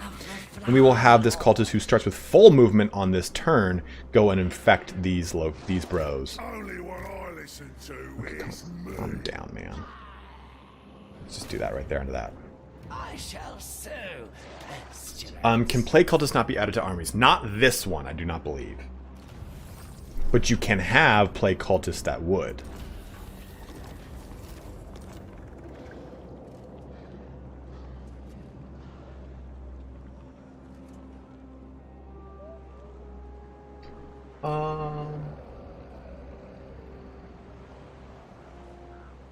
Well, anything that kind of jumps onto some sort of contract where it requires episodic content will naturally start to degrade itself over time, just because of the, like, he's gotta fulfill the contract. I mean, like, unfortunately, that's kind of the shtick he is now under.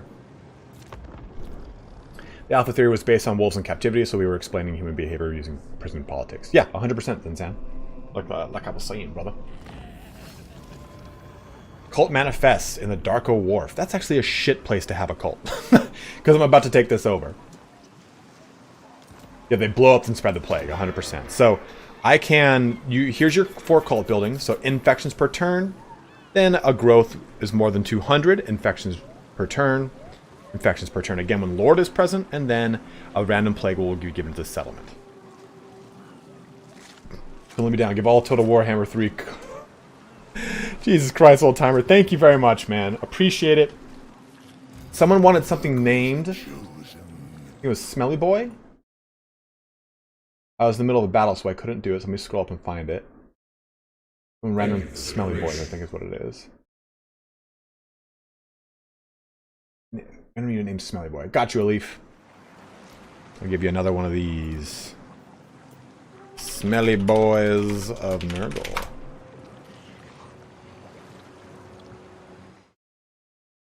Cults will pop up any place where the corruption is high, is at 100%. Enables attrition for non-chaos warship armies. Growth, control, all other types of corruption -5. Yeah, they do pop up anywhere there's 100% corruption. Maybe it's actually beyond a certain threshold. I don't know if it's like 75 or something like that, but it's got to be up there, that's for sure. Now, I don't know if this cult stays there after I take it, which is important. If it is, that would be pretty good, because that would mean that you can get the benefit of like, hey, if it controls a certain point, it gets me even more infections. So here's another big problem I have with Nurgle. Because it is slow and methodical, and because of just the way that auto battles work, or quick battles, or shit, man, auto resolve, you have to fight them, and they're just so slow. So I apologize, guys, if this has been slow for you. This is just to give you an idea. This is how this campaign plays. Will you make a video about? Yeah, sure. Okay, Chosen, I can absolutely do that. Is there anything in particular you want me to do? I'll make it on Monday or Tuesday. Yes, Ward. Technically, you could.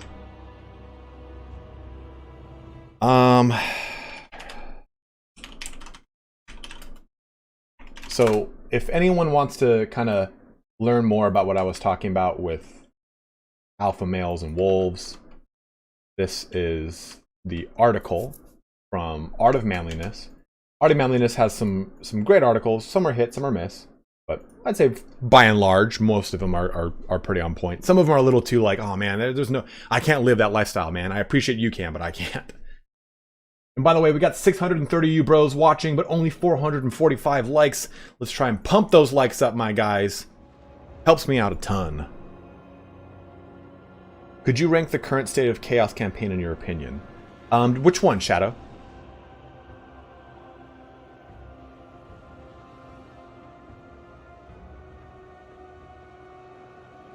I have not played Kislev enough. I've only had like 2 or 3 turns on Kislev to give you an actual opinion on them. I'm going to be playing them this weekend in preparation for the embargo on Thursday. Nurgle don't have wolves in the roster. Just can't be alpha.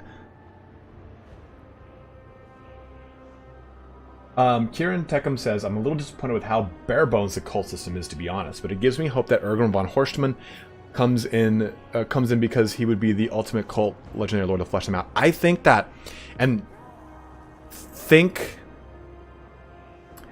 about like a lot of mechanics at the beginning of Warhammer 2. They're super bare bones, right? I think that this is just kind of you think of how that the budget dollars are allocated. They're going to allocate as much as they can to animations, right? To get shit like this. These dudes, or Big Daddy over there, man.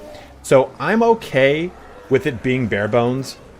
And unfortunately, I'm only okay with it being bare bones, knowing that Creative Assembly works under the auspice of tons of DLC, which should not be the way games are developed anymore. I totally agree with everyone's point on that, which I know that's what people are going to say right now. But if that's your skeleton, it's interesting enough to get me to a point that a DLC makes it better. All right, Hugh, thanks for watching, my dude.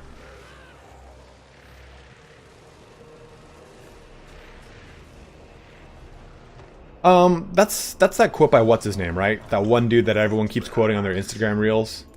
Like, men should not sheathe their masculinity, they should be a monster, stuff like that. I think that also ultimately sends the wrong message because, like I've said before, the notion of alpha and beta males is already imprinted upon those folk.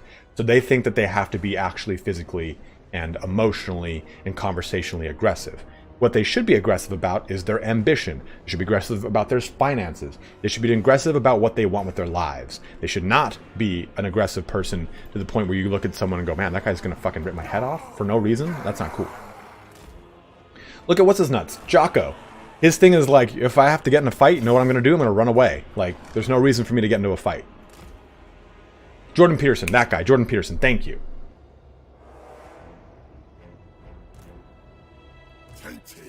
I think Jordan Peterson's got some cool quotes, but I think by and large they're a little misguided because he's coming from a stance that has already kind of like seen through a lot of stuff.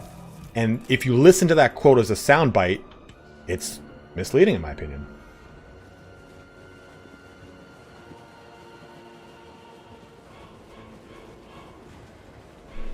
And even that quote, you know, I haven't listened to his whole shtick on it. It might actually have better context than what he's talking about. Let's actually sneak another little toady toad over here too.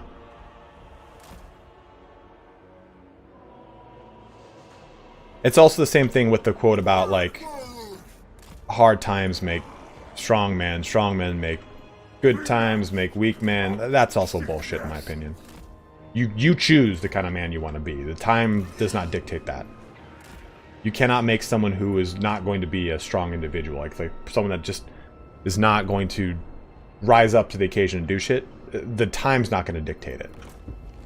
It's their upbringing, it's their volition, it's whatever it is. I think there's just too many sweeping generalizations when it comes to the way people deal with shit, and I just don't appreciate that.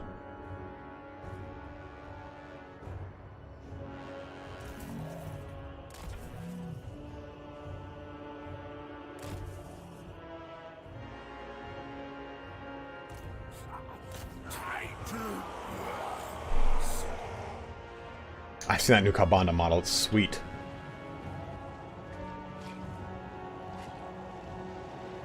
Yeah, sure. History shows us patterns and stuff like that. You're absolutely correct.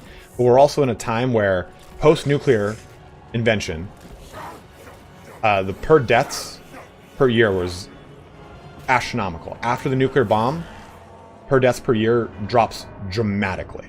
So the hard times are so much different now than they were in the past. So it's hard to look at history for direct correlation on those things. Okay, we gotta slow these fuckers down.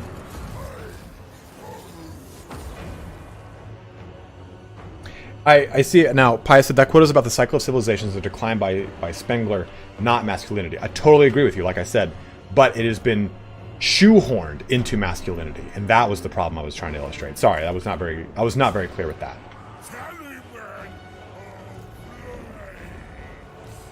That was my bad.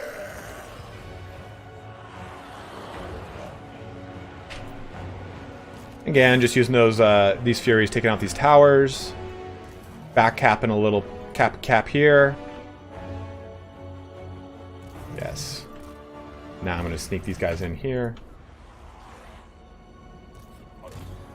I do believe in environmental factors, Ryan Young, but I feel like the majority of the time when we were talking about what makes a person good or bad, people don't look at environmental factors, is my point.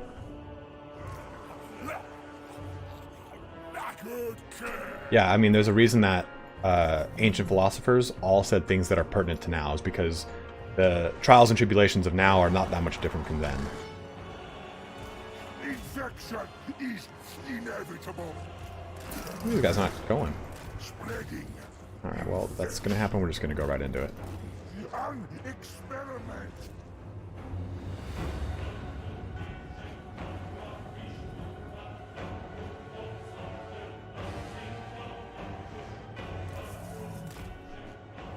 Yes, flee, my toads! Oh, we gotta juke him out over here and come around. I always love using the shift command to like draw those illustrations. I feel like John Madden. Yeah, we're gonna do a hook 92 blunt foot backstabber.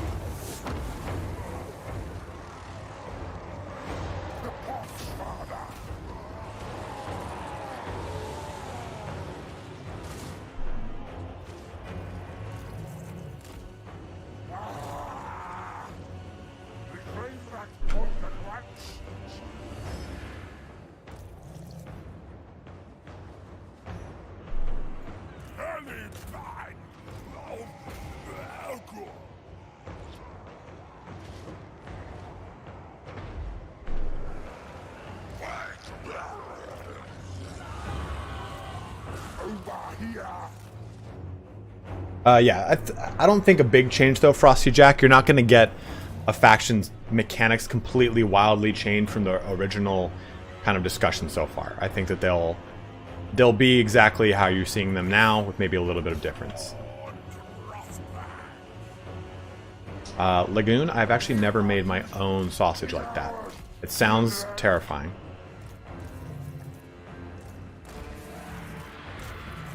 Unbraced spearman, my favorite.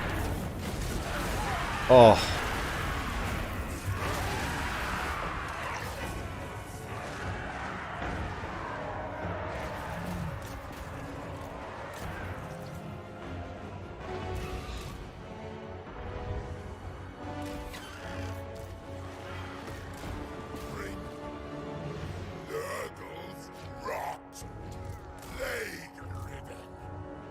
Let's go ahead and get up in this ass.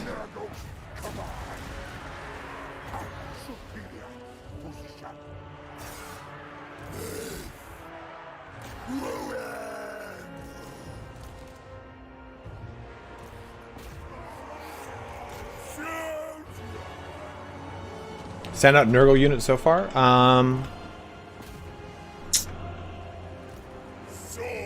The beast has been pretty beastly.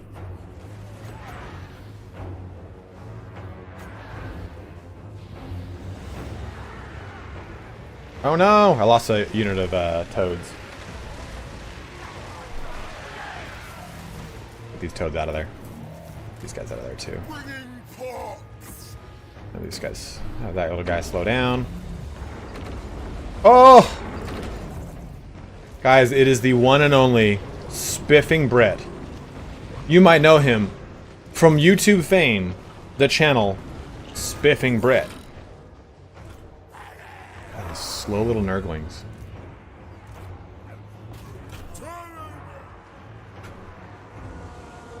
Show ogres in 2 weeks. So no, it's the week of launch.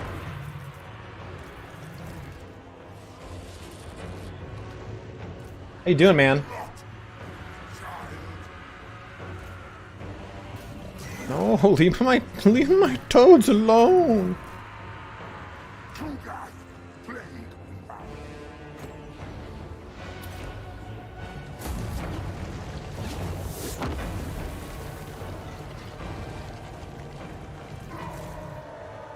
Oh, that's actual barricade. God damn, no wonder I can't go over it.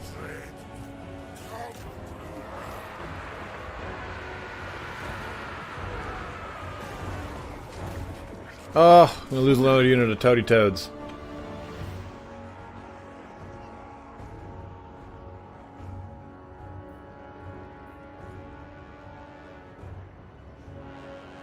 Coffee with hot chocolate and Bailey's cream is... What? That's a thing? Ah, there goes that unit of toads.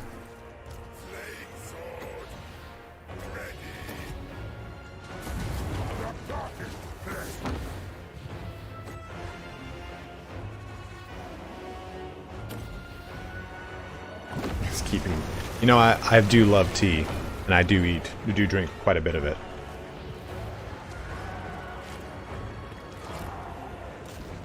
Kugath's coming to play. Oh, dude. Dude, he just gut slammed him. He went for the tea bag.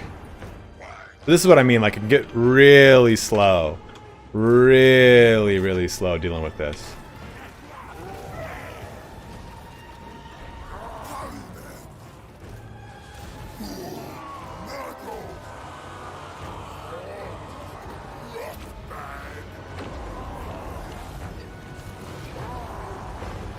Sounds risque, my bro.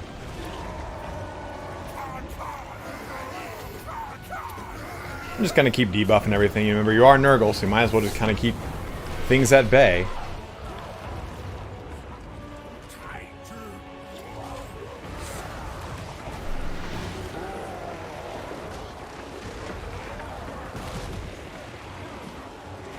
You know what? Anybody have a good place to read up on Warhammer lore? A YouTuber who does lore? You guys know I'm one of them, right? Like, that's just fucked up. HWH, what do you want to know about topic-wise? I probably have a video on it. For the first 4 years of the channel, it's nothing, it's all I did.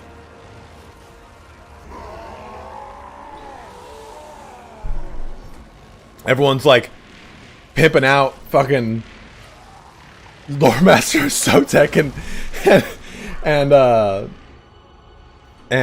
Great Book of Grudges, who I also love. I love Ryan and Nate. But me too, dudes.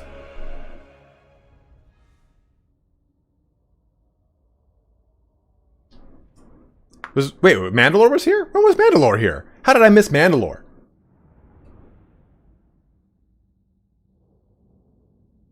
Yeah, Spiffing Brit does not try to break games. So here's a true story. Just because of the nature of how it works, there is a content partner and there's like a verified partner. I don't know. It's however it works. So basically, I and a number of other people get the game before verified. Verified got it, I think, a week ago. And I asked Spiff, I was like, hey, do you have the game already? And he's like, no, I don't have it yet. I said, well, hey, when I play through, if I notice some exploits, I'll let you know, or something that kind of pops up. And he's like, hey, appreciate it. So I have it, and I'm noticing these things like, oh, you gotta try Scarband, you gotta try this, I know there's an exploit in this. He gets it. 2 hours later, he goes, I found one, it's this. I'm like, fuck. I've had it for a week, and he gets it just so much faster. I don't know how he does it. It's the tea. It's in the tea. Alright, we're gonna go with Rancid Visitations, just to give us some good damage. It will supplement my poxies. My poxies.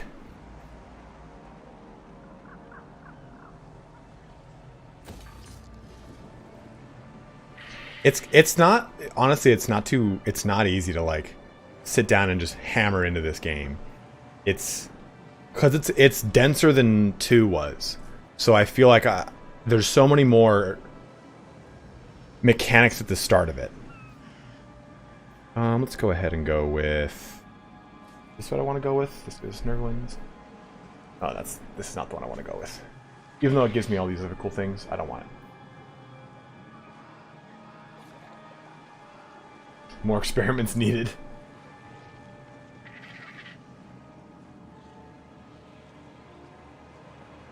Yeah, we lost the cult. Good call on that, Rob.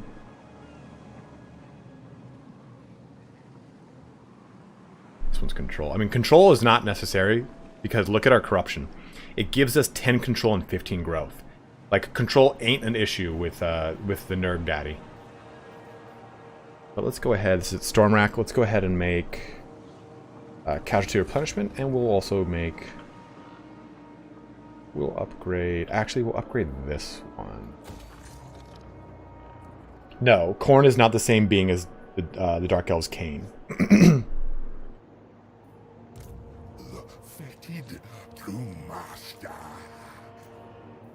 And we got a commandment. So we're going to use this commandment, which is going to... Oh! Increase our plague spreading and the duration by 100%, which is a good... Joseph Torres, thank you very much, man. Welcome to the channel as a Crimson Hoplite. Being a member helps me. Helps you, helps me. And I very much appreciate it, dude. Thank you very much. So we'll get that, and we'll do... Oh, we can't? It's only fucking... Butt fucker. Well... Let's infect Cougs here. We'll give him pox and fever. And because it's cheaper to infect him, I can pop this off without much of an issue. I don't think I can do this one too. Yeah, I don't have money. But this will infect the location I'm at, and then I can go bring it over here to Stormrack. I haven't seen his fanfic vids, but I know he started them. And I love Baltimore. He's a very good chap. So is Wolflord Rowe. If you like 40k lore, please go look up Wolflord Rowe. How are the campaigns? The campaigns are juicy. Dude, look at this thing spreading. Look at how disgusting this thing has got. That one palsy we did with the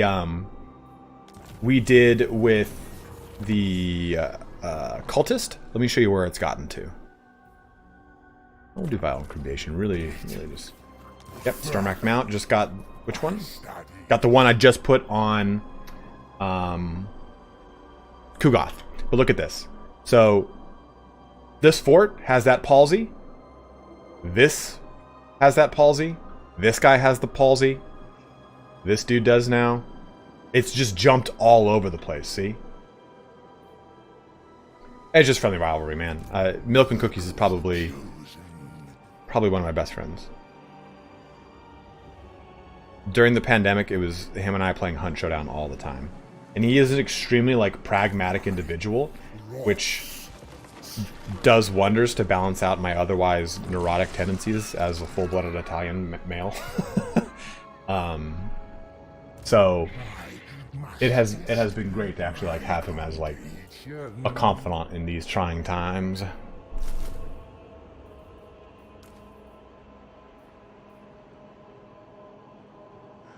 Does it show fever income?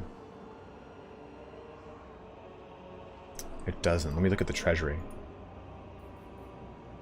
Hey, you guys know how to access the treasury? Because I have completely forgotten how to act. It's like the most unused portion of the game, I swear.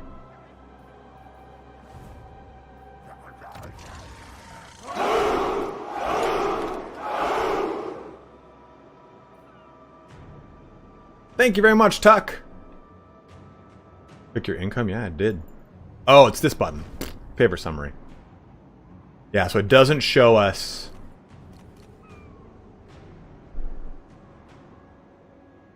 Maybe it's in other. It could be part of other.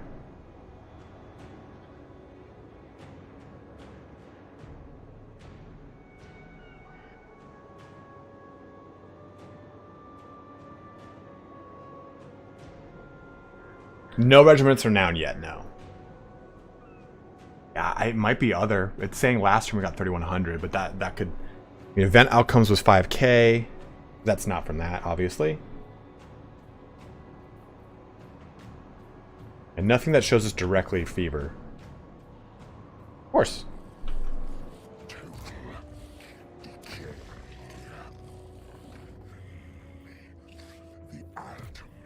Yeah, so you just pretty much just rampantly use tons of plagues. And those plagues just give you so much money. Yeah, the regiments renowned usually come with Lord packs. So we're getting to a pretty scary part of the campaign, and you kind of just have to make it through this part. You'll see here that we've got Crocodroc coming down, and then we got Clan Helheim. And basically we just have to beat them off with a... What'd I say? And once you kind of like beat these encroaches, the campaign stabilizes.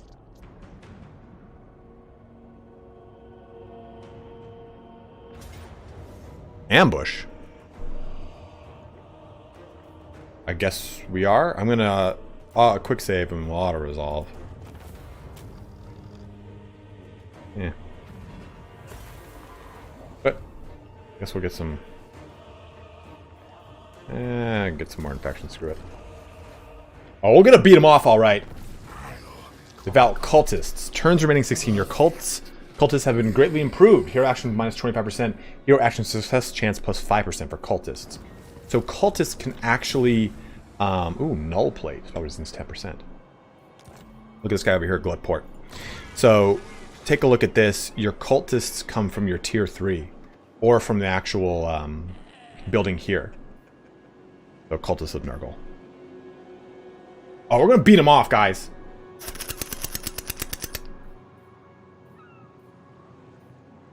What was that noise?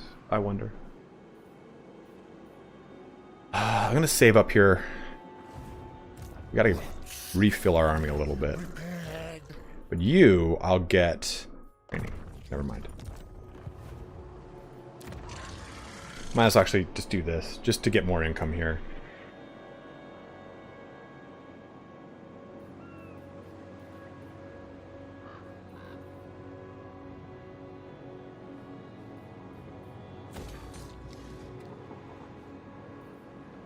Fapadrak? No, we have not. So I can send a warning to these guys, have them get the fuck out my lands. Which is always kind of nice. But they're falling apart at the seams. Dude, look at these guys. Thorgard Cromson's coming in girthy, like. and haste.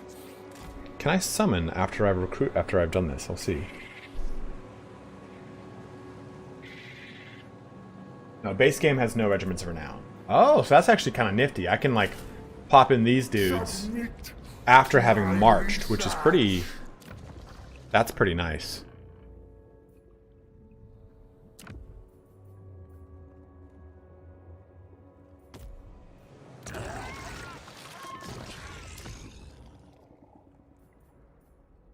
So we're going to do this and see if it can jump to them.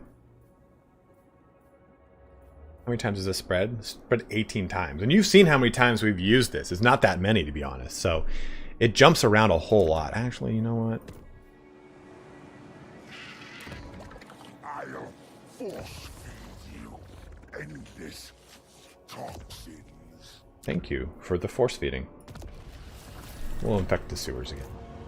Remember, we're getting infections per turn. Infections per turn because of our buildings. We'll try to get them at Glutport if we can. I might be doing one, Sharaf. What? Why am I... No. I'm not joining in on that. And that's going to have to auto-resolve, unfortunately.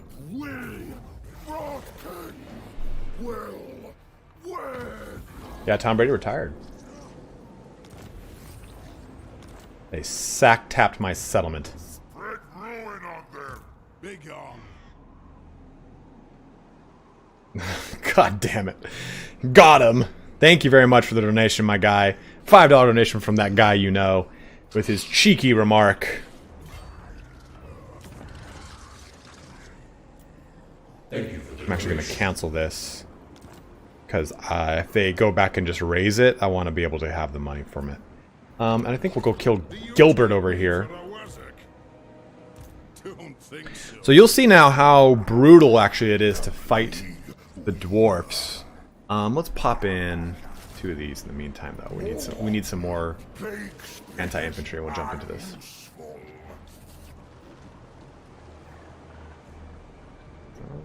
Just out of range? No, just in range. Okay, we'll fight that. It's more likely than you think.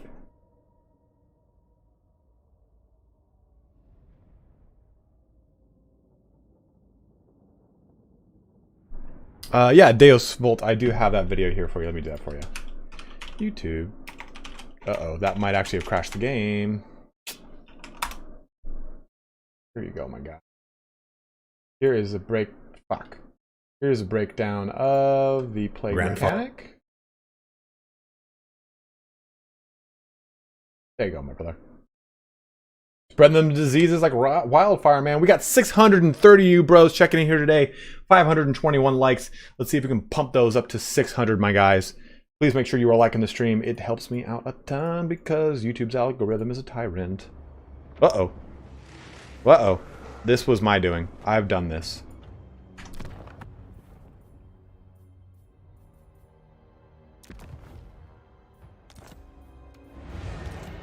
See, we reload the texture. That should fix it.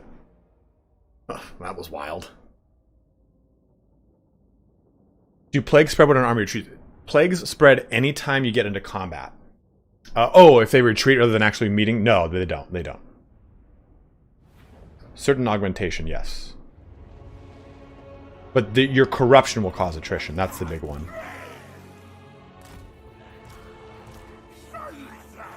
So no reason to make them... No reason to go to them. They can just come to me. I'll be spicy. How many range units they got? Now see, you gotta worry about these crossbows. They will rip apart Cougs. The pox, father. Kugath, plague weaver. It is done.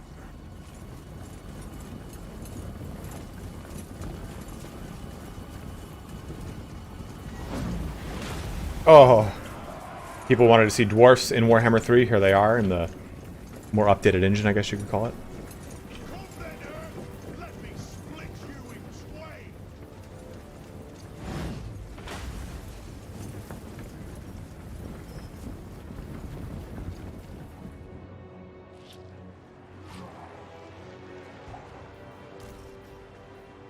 Nice thing here is that Streamer Corruption does have a lot of AP damage, which is nice. What's your favorite faction to play in Total Warhammer 3? So far, it has been... Uh-oh, get these guys back, get these guys back. So far, it's been Scarbrand.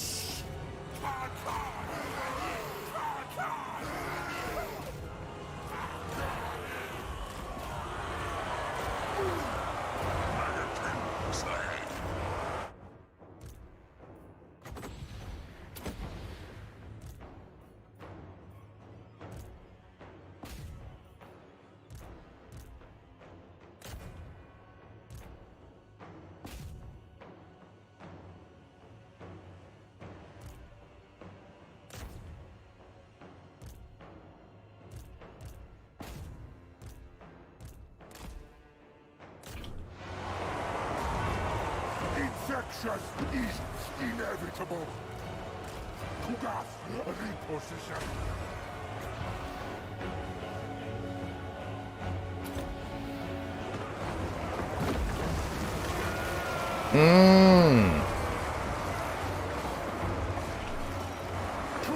See how Kugath, watch Kugath's health. He's just going to start getting blitzed down hard. So you do have to, like, really be mindful of those bros jumping in there and doing lots of damage to him.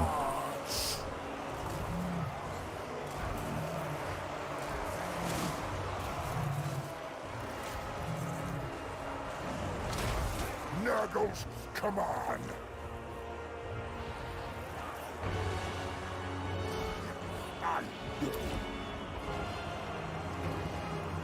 I'll absolutely pause the game. There's no reason not to for me. I ain't some amazing player.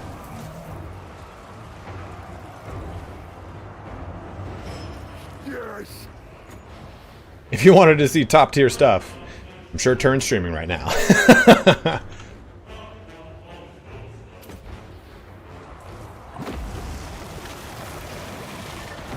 So watch these little nurglings coming around here. Remember, this said something like a Pyrrhic victory, right?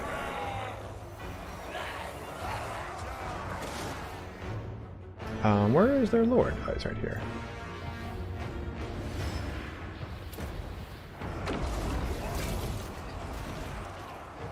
Nurglings getting up in that butt.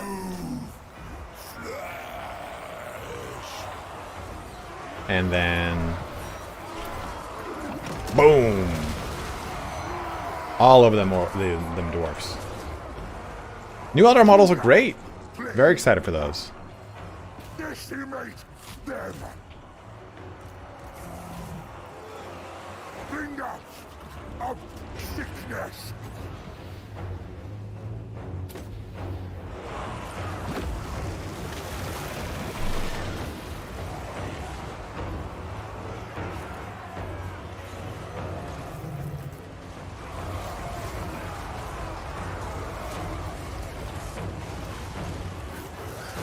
Oh, yeah.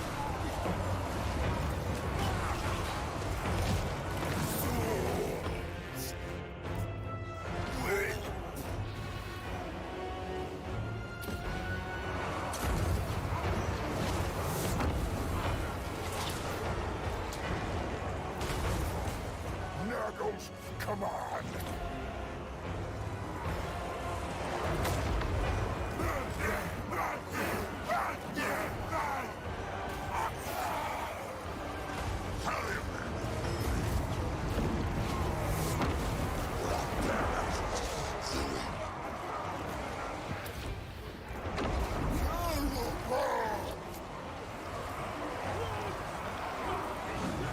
Oh!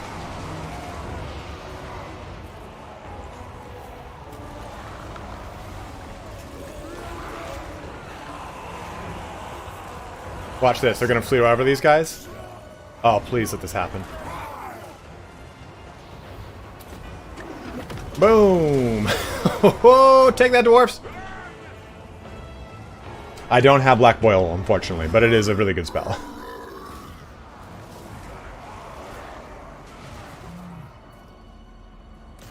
Yeah, even dwarfs will outfoot Look, dwarves have a speed of 24, and that's hindered. So that you compare this to a 23 Plague Bearer of Nurgle. Coming in from downtown, trying to get that final pick there. I was talking to him in the locker room, and he was saying that he needs this pick. If he gets this pick, he gets a 500k bonus. Wait, that sounds like Gronkowski. I hope that Valkyria is like our first big Corn DLC. I definitely agree with you there. Scratching out that hamstring. You know what? I wanted to kill that Lord. I don't know why I did that.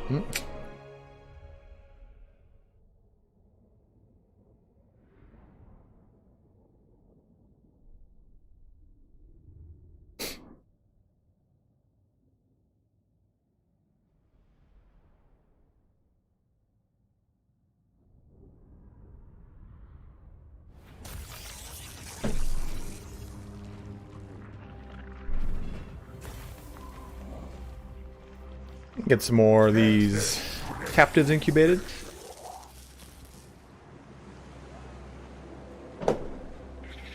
One sec. Nurgle's grace preserved us.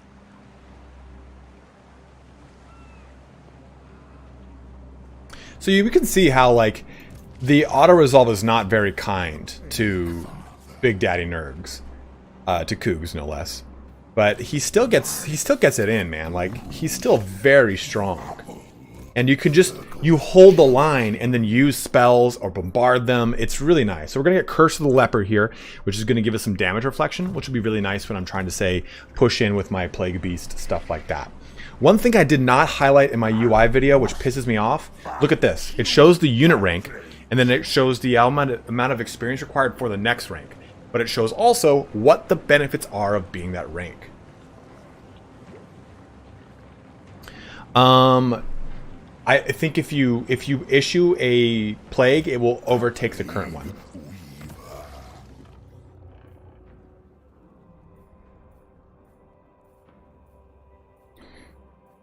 We'll go with that. Let's go with... See, I just love Pox spreading as much as it can, because then it just gives me so many benefits, right?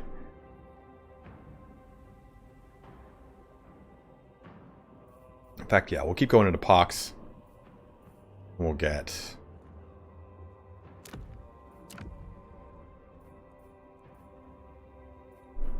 Actually, I got an idea. Over here... Don't think so. Like, look how we'll weaken this army. We'll do palsy on them, and we'll give them weapon damage.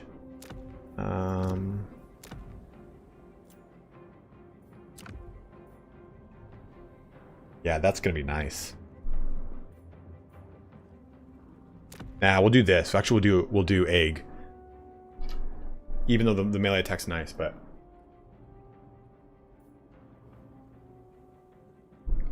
so we'll summon a cultist. And that'll go into this. So now they're taking more attrition, and they can't move. To travel through the chaos wastes to invite madness, for no mortal can comprehend them. Blighted by the forces of chaos, the ground has become hard as iron, and the howling winds cut like daggers of purest cold. The Nurgle plague brings suffering and death to this army. Only time may rid them of this malady. Predicted number of troops remaining on the next turn, 42.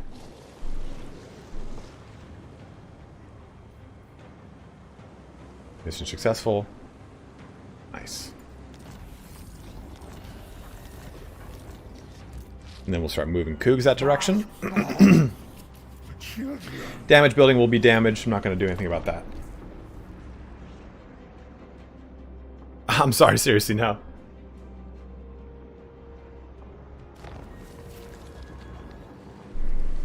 Then which one do they get? So he's like running away from it, but it's just eating away at him, and he's moving 25% slower now. Brain Fog. Thorgard Cromson. You cannot escape Nurgle's embrace.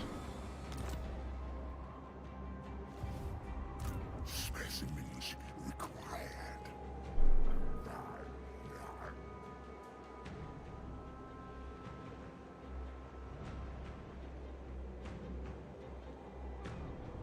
Where's he even going?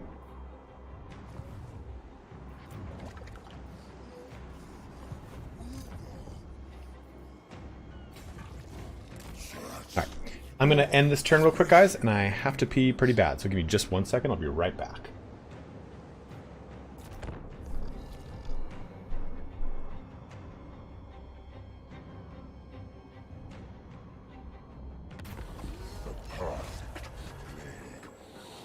Is within reach.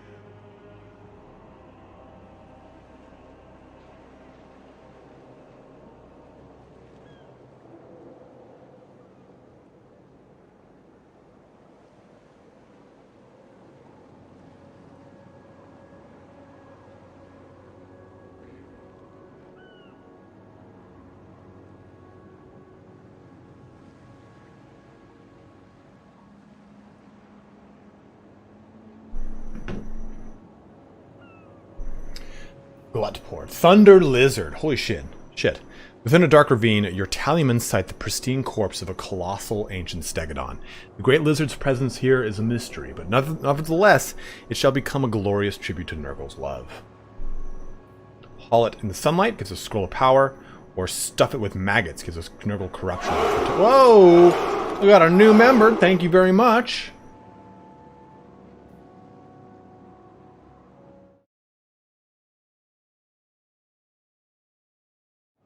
Flessin! Welcome back, my bro. I guess scroll power, but stuff with maggots isn't not really going to help us since we already have 100 corruption. Yeah, I think Gluttport. Haul it into the sunlight, sure. Unlock 10 plague symptoms with the fused armor. Ooh, perfect vigor. Woo! New card. Where'd that guy go? I don't even know where he went. Squeezed away, that's for sure. Ragnar, I will declare war on you if you start taking... Actually, I don't intend on taking anything over here, to be honest. But what I do want to do is... By this point in my campaign, I actually had a little bit more money. So I'm going to try to boost this a little bit. I do it for my children. Because I want to confederate with these guys. Because you can confederate. To the Fly Lord.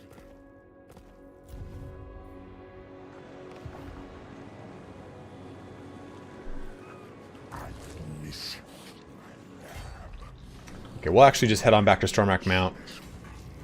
Go replenish. And what we'll do here is rebuild our force. Kind of let it replenish a little bit, and then we'll hit into Karak Droom and stuff like that. Do we have enough for... Oh, we don't.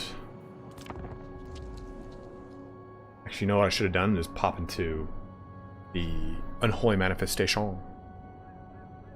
Unfortunately, don't know where that dwarf army went. Viral incubation. Which now I want to get Plague Sight, which is really fun. So it grants line of sight when a plague is spread, which is very, very nice. Excellent cause. Would benefit. And we might start moving into this red line to try and get bubonic or nauseating mutations to help out with speed and physical resistance for our Nurglings. They're going to be nice and good.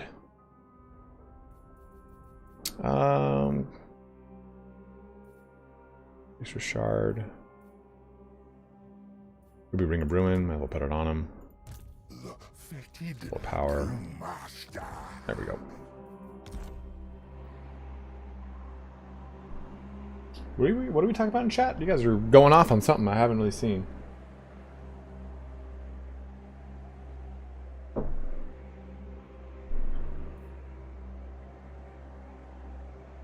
No, Tuck, you can see them, but they can't see you that I'm aware of.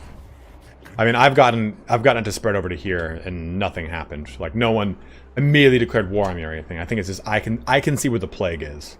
I must test my condition. they just butt against each other. They're just trying to spread what they got. Okay, so we got to get in some tussles here. We got to start breaking some people apart. How long until this is done? One more turn. We'll get at the edge of our territory. That should finish off the replenishment here. Thank you for the donation. Dylan, thank you very much, man. Is Warhammer 3 a game you can get into if you've never tried 1 or 2 but love the world of lore? Yes. In fact, getting into 3 is probably the best time to play. This is the only Kugath preview we'll be doing John Blankenship. I'm deliberately I'm doing a preview of everything, and because things are going to be changing, I'm not doing full playthroughs just yet. I'll start doing those once we get to devlock, which is probably in a week or 2. Johnny Arm Wrestling, thank you again for the donation, my guy. Have you ever watched Pro Arm Wrestling? Yes, I have. You know what I want to get into? Is the Thank you for the donation. oh man, what's it called? No one tells a tyrant what to do. The fitted to master.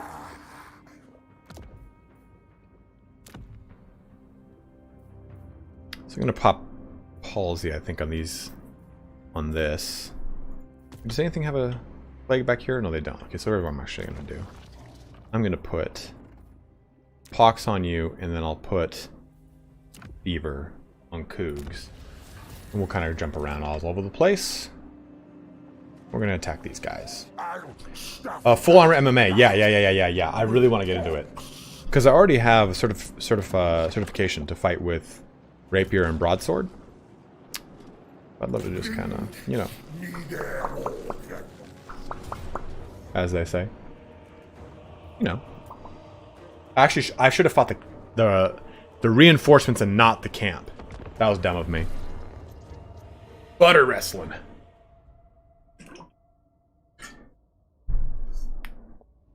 Disciple of Tzeentch. Between Tzeentch and Nurgle, I like Tzeentch more.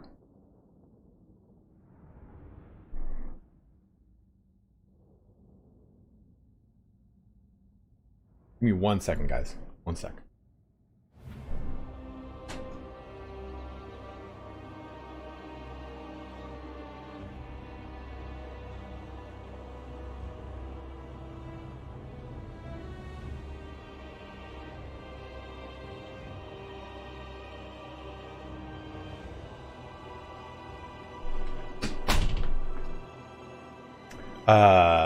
Do I fence? I don't. Because a rapier is different than a foil. But the guy who taught me how was a fencer. So he had me do... he puts tacks in a figure 8. So 1, 2, 3, 4. Well, it's a diamond of tacks, of push tacks, a thumb tack, whatever the hell it is. With a little plastic tip on it. And you take your sword, and you have to go like this with your wrist. Because everything in rapier or in a foil is wrist control and wrist strength, and you realize how quickly your wrist is weak when you play those games, or when you play around with those. Like, because most of what's done with a rapier is dragging against the blade, and since it doesn't have a false edge most of the time, you can do a lot of cool stuff. Watching like professional fencing is amazing. And a lot of the same principles apply to rapier. Andy, thank you very much, man. Welcome to the channel, my dude. Yes, it's very similar, Sean.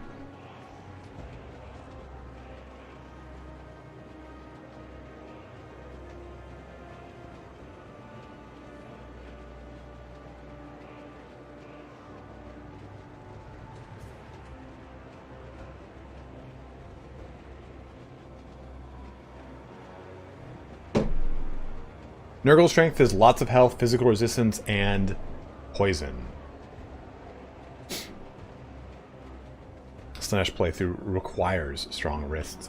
Anything else? I'm all out of Nurglings, man. I need more Nurglings. I'll have you guys go. Let's sneak them in over here. Have you guys Vanguard up.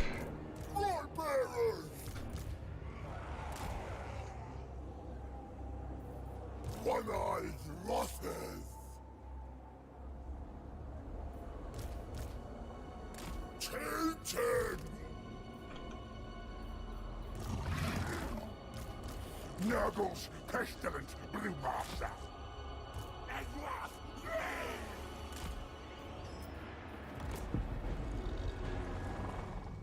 And we'll pause, move everything forward.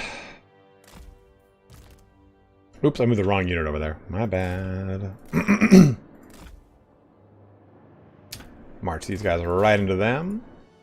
There should be nothing over here. Perfect. March that right into... Go for this. And use these. There's no tower? No tower? God damn it, why aren't I notified about these things?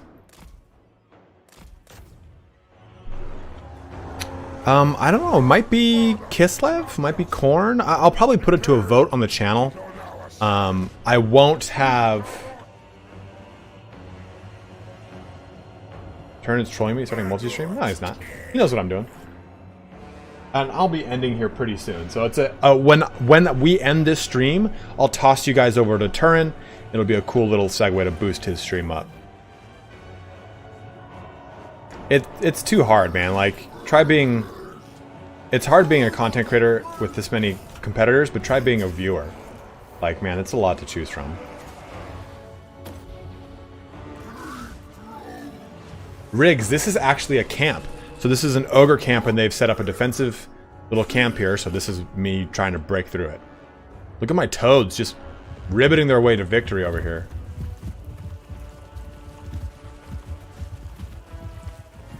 Yes, I feel like this is way better optimized than Warhammer 2.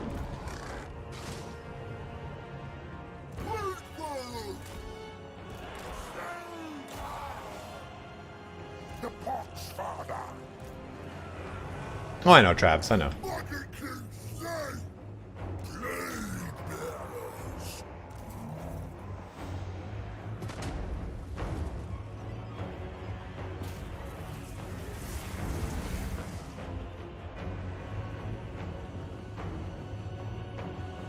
A lot of the times this happens, though, they'll just kind of turtle back. Infection is inevitable.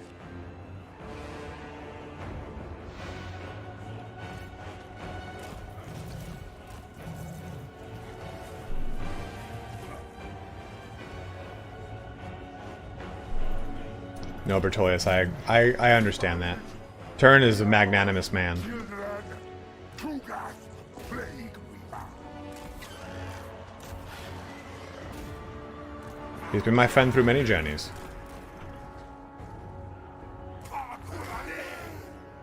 Yeah, guys, let's get to 600 likes. That helps me out a ton, my bros. Push, push, push, push, push, push, push. I want to go all the way through, all the way through. I'm not going to hang out there and get butt charged by some ogres. You know what? I'm not going to get butt charged today. No, sir. No how. No way.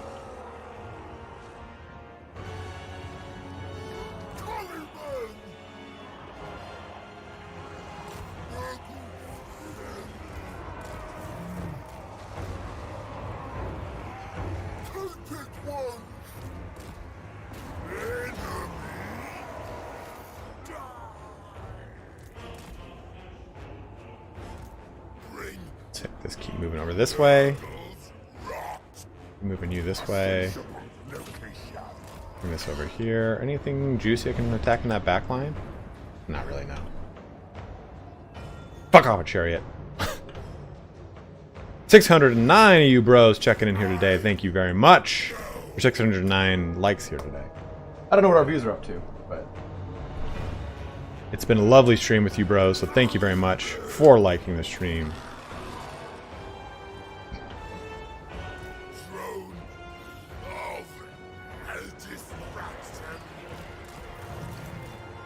What are you guys doing? Get up in that ass. Damn conga lines of doom. Still a thing, huh?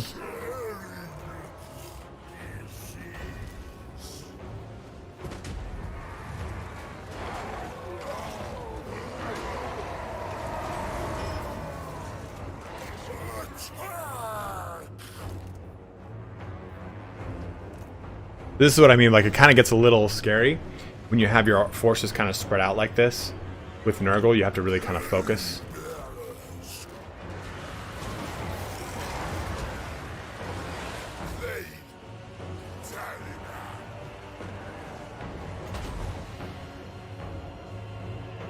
So this will be juicy.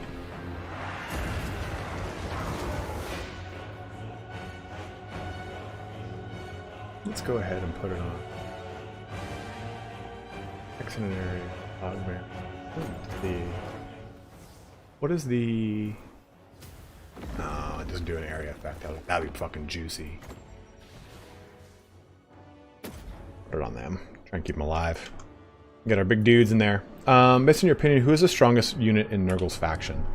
Probably the respective great and clean one. Or respective greater demon for each faction is just stupid strong. Because you could give them so many buffs through research. Get up in there, boy.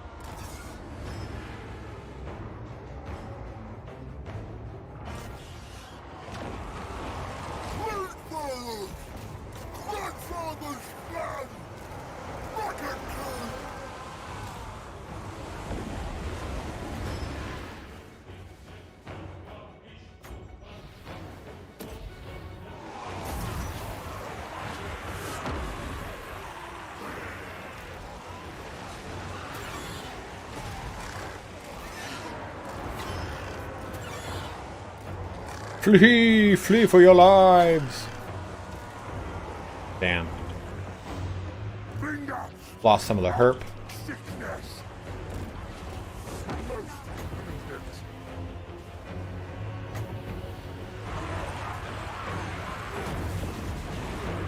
Oh, tracking! Boom in the stomach.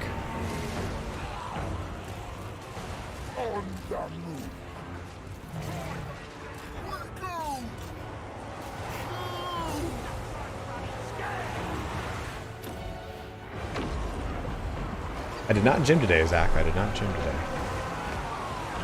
My experiment succeeds.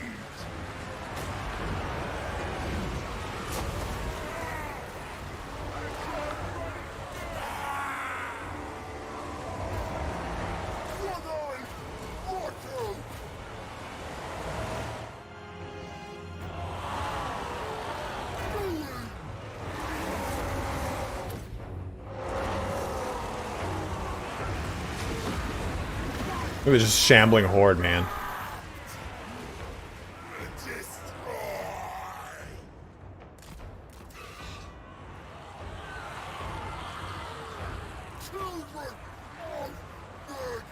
I don't think this can go through here. We're gonna find out though.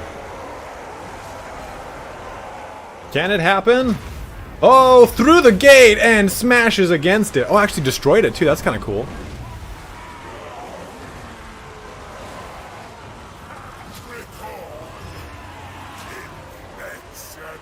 Is he braced? Damn, he's bracing. That's kind of cool.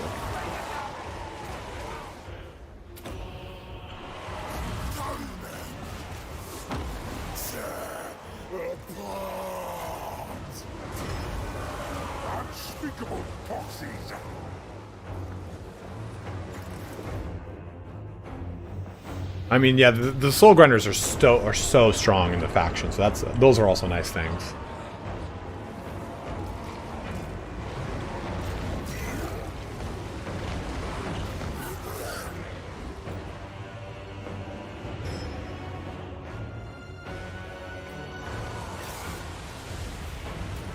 A victory yet again for the forces of Nurgle.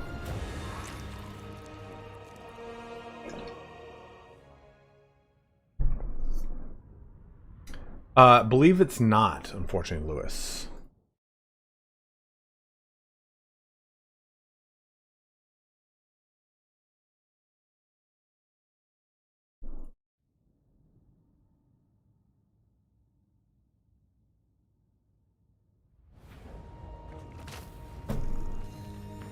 More captives, please.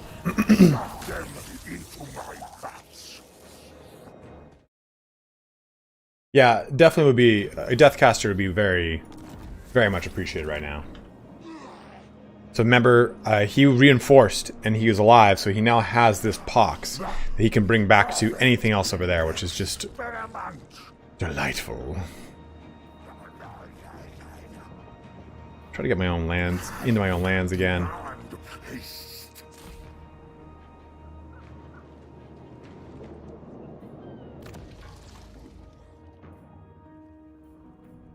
And we could probably... Oh, I gotta wait a turn. I didn't know. I just remembered that was that turn.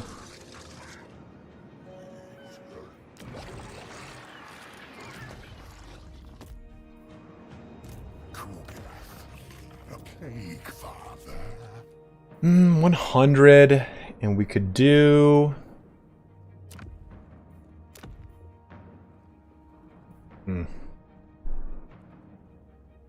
Yeah, Sinesh's embargo. We will have Sinesh soon, though. Don't you dare worry. Champion of Decay helps out with those heroes' capacities for Plague Ridden, which is always good. And it gives them recruitment rank, which is always lovely too. Yes. This my studies.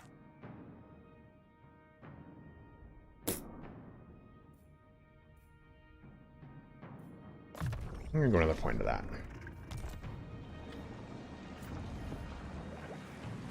And just to kind of get these back online.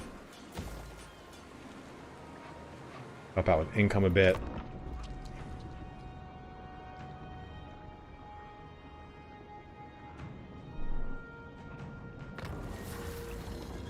Tarmac Mount getting that plague. Gluttport got a plague. Everyone's getting these plagues. Chicken Scratch. Your pock-marked children pick idly at their own scabs as they await the next battle. After a time, they fall into a strange and silent trance, and continue picking until their entire hides hang off them in grisly ribbons. As their ruined flesh knits, it hardens into thick, body-wide calluses, giving me plus 7% armor and 7 melee defense. Ooh. Someone fetch me a sleeve. Let me auto-resolve this, see how bad it does. Battle. The ultimate Lost one, I'll take it. experiment. And give me some more of those those incubatins, incubi. Ingredients for my brews.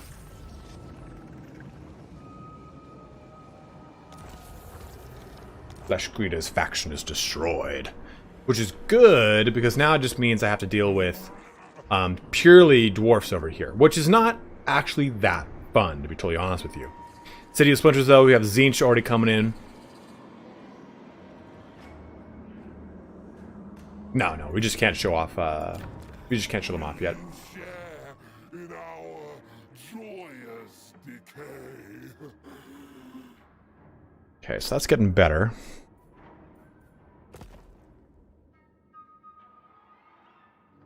He's quite fun. Nurgle's quite fun, but he's just very slow. And if you're okay with that, which I personally am not, I like faster paced campaigns, then it's going to be for you. But if not, I think it's worth waiting on. Alright, Fless. Thank you very much, my man. Always appreciate you stopping by. Loving your words of encouragement and everything of the sort, so thank you very much, dude. We're going to go with another... The nice thing is you can make the military buildings here, and all of them can be done in a minor settlement to get benefits, which is cool. We need more income.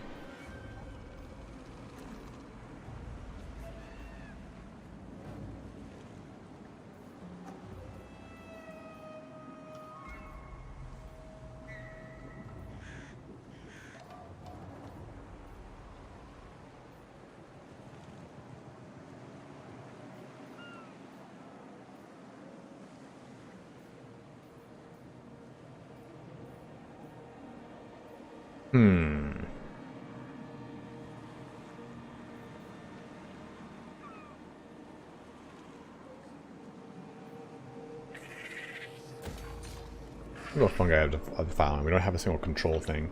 Not that we overly need it, but Rotting Ways now is going to help out with this Nurgle corruption as well, and chance of spreading plague, which is just so juicy.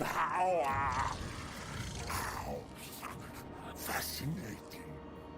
Scabarus. Growth is super important. Super important. I want to get our control up a little bit more, though. Gonna help out with some growth and other things, of course. Equipment cost reductions. Those kinds of juicy things. Okay, so 225. Let's make a Plague Cultist. And let's have that Plague Cultist go to weaken this. It's pretty cool. I'll show you how this works. So we'll make a Cultist at Cougs.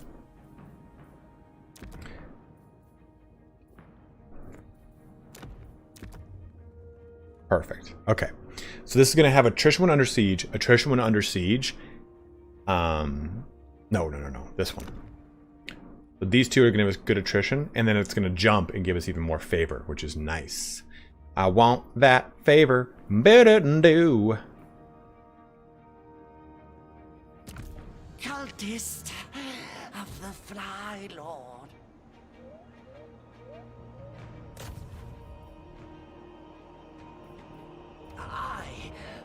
Rob, I'm not sure about how that really works.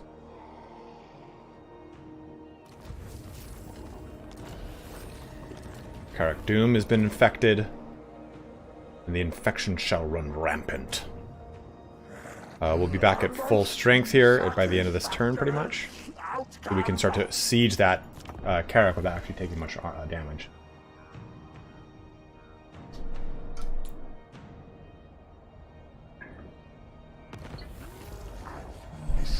Nurgle is ascendant.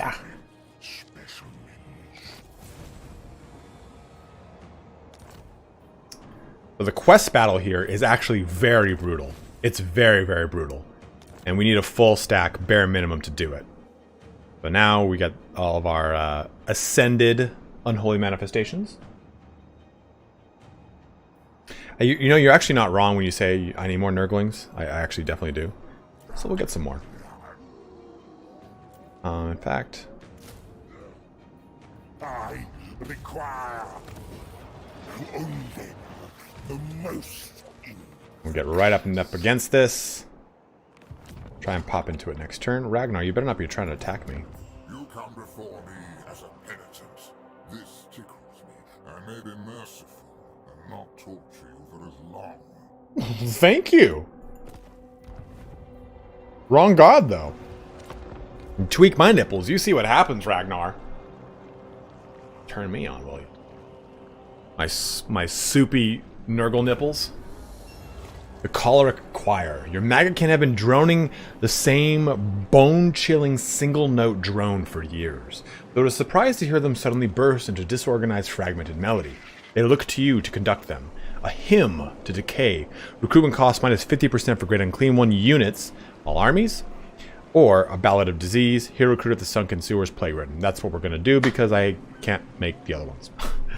So, the Ballad of Disease. So slow-witted are Plague Bearers that the process will be torturous, but you believe you can teach them a basic summoning chant.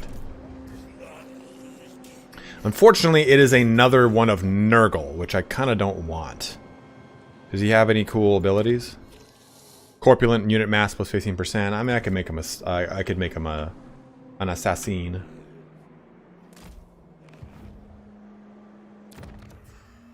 Open your heart to the fly lord. So, if you take a look at this, you look at my bottom here that this says 2.7.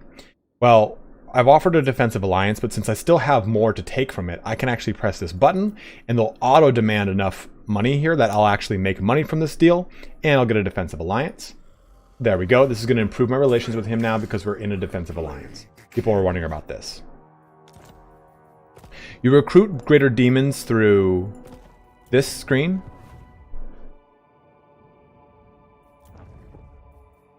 So if I go to... Where's my Great Unclean? Right here. The Great Unclean One comes from this building. Now, an Exalted Great Unclean One comes when you promote a Herald. Heralds promote anywhere from like rank 13 onward. Since Nurgle's building cycle, do you find that their income fluctuates a lot? No, because take a look. I believe it's a static amount. Yeah, I guess it does. Never mind. I thought it was static. But yeah, it does kind of go in waves. And as it pushes through the buildings, it's going to give you more and more. It's kind of important to get buildings up ASAP. But I thought they all gave you 30.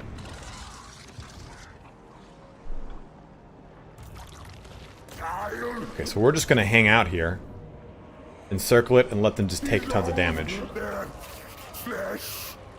Yes, yes, the flesh. Look, they're taking a lot from that. Good bows.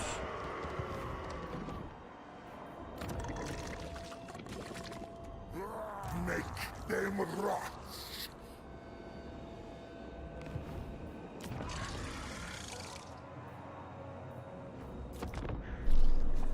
Sloppity bile piper. You could spare me a biopsy sample. Going war against who? The Bloody Sword? Where are they? Yeah, I mean, sure. I'll do it. I'll do it to make you happy. Yeah, it does sound a big thing too. Is like your buildings will come and go. They're not all going to be on the same exact cycle. Now we have grant line of sight for our plagues, and I'll show you how that works. Let's get Pustulant here. Oh, this is actually a really good one. Double experience gain for Plague Bearers and Exalted Plague Bearers. So they just get really, really girthy really fast. But let's take a look. Has our plagues spread anywhere fun? Doesn't look like it over here. We already have sight of that. But if anything were to spread plague-wise in this direction, we would get sight on them, which is really cool, I think.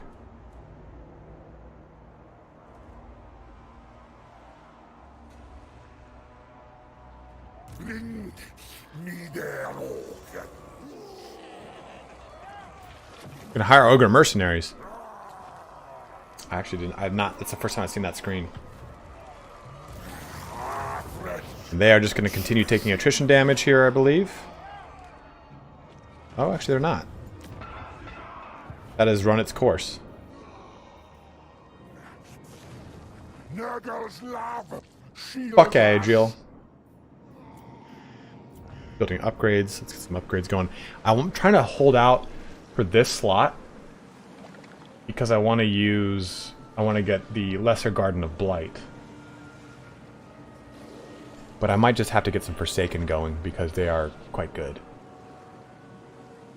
The Counter is this man's name.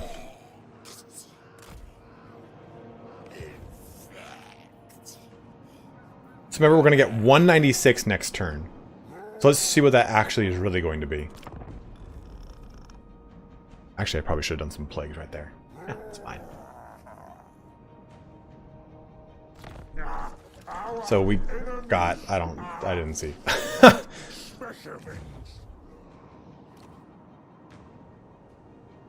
The last turn we made 3580. Got that other income coming in. Let's get some plagues going again here. Just a simple plague. Just this. Oh, damn, we can't. Might just... Yeah, we'll just do that then. Because we need to get these infected as much as possible.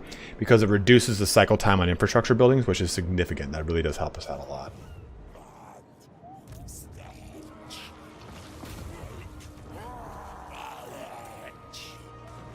The roster of probably Khorne. I like having those Chaos Warriors. They're so sick.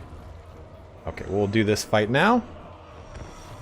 We're coming up here towards the end of the stream today, guys. We won't be streaming tomorrow. I'm going to be visiting my parents. I got this fancy at-home COVID test I'm going to take before I go visit them.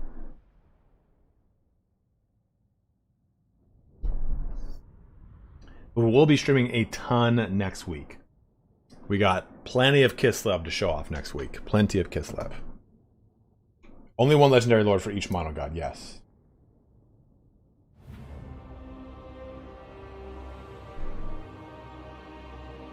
Matacles with a $5 donation here. Really enjoying the stream so far. There are a lot of Warhammer 3 content creators out there, and you're certainly one of them. Thank you very much, dude.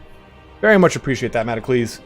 So we have seen this location plenty of times, but here it is as the dwarfs. Every single time you jump into one of these fights, whoever holds it will then dictate the aesthetics of these locations. Oof, I'm sorry, my man.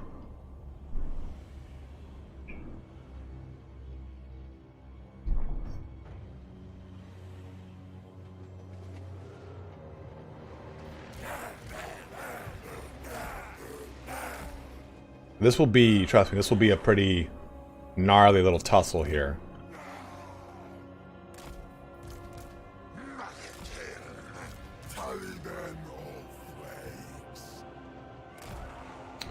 We're gonna do this. I might just put, you know, we need these rivets. Just do it here, here.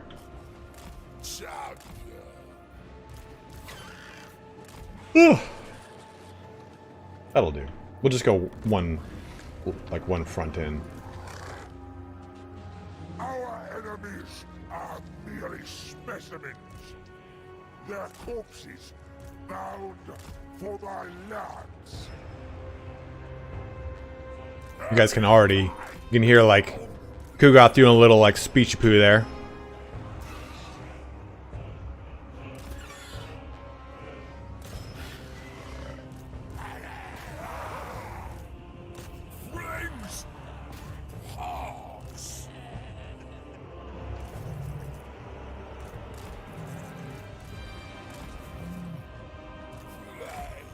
Thank you for the donation. Thank you very much, Revenger. 200 Norwegian Kronu from the Big Daddy Revenger. And thank you for the stream. Thank you for watching, my man. Always good to have you aboard.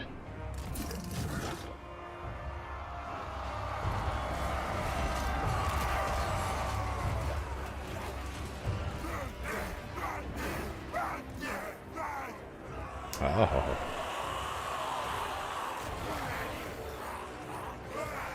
Come on, get in there, Toads.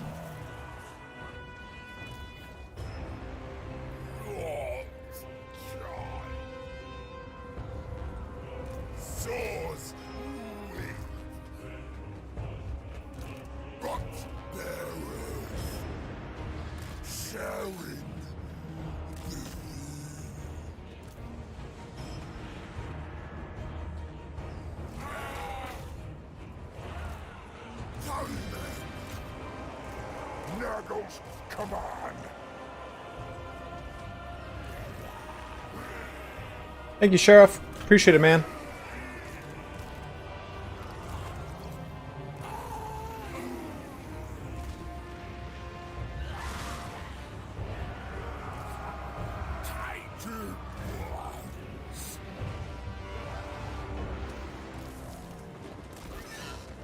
Having the physical resist on these guys is actually pretty nice.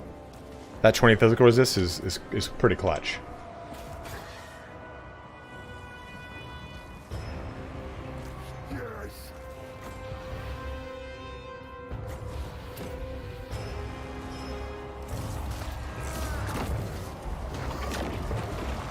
Oh. Pocket of vomit everywhere.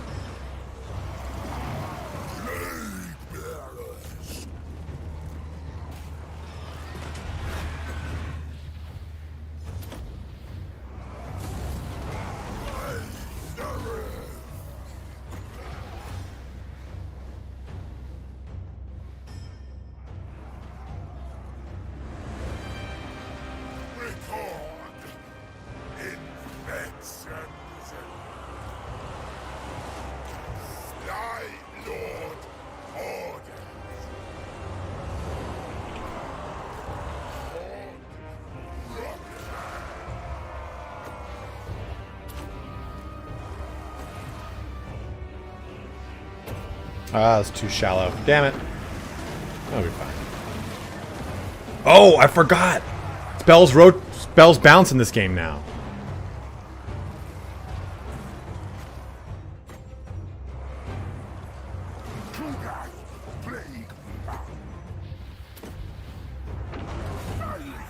Nurgling's just getting up over in here. Got these harpies in this piece.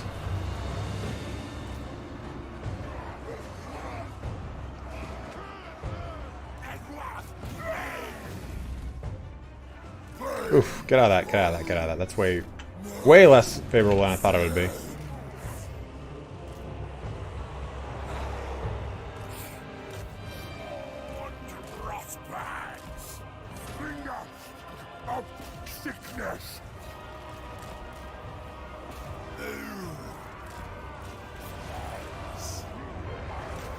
Slaughter them!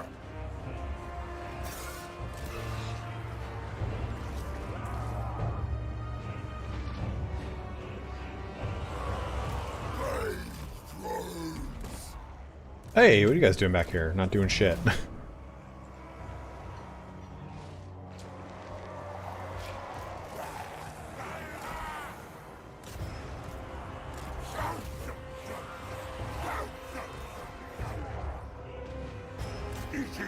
I didn't realize I had grudge throwers. Psh. Go shut these down right now.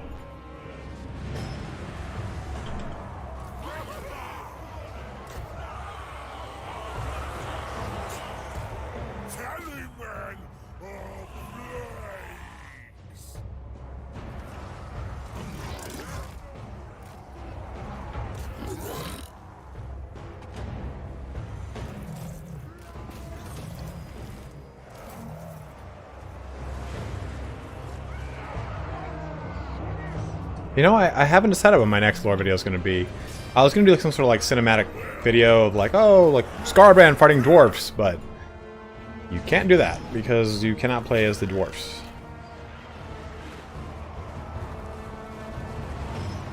Advertising horse. It says Norse, man. It says Norse.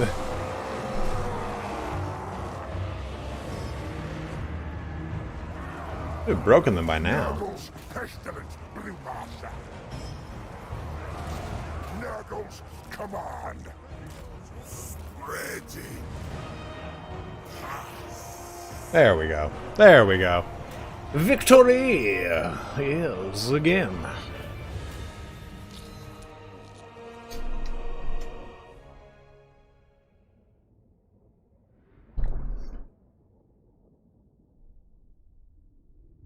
Are the dwarfs resistant to magic as a whole or just spells? Like, why would they be resistant to the damage of a rune thing? Like, would they be resistant to the damage of a rune thing?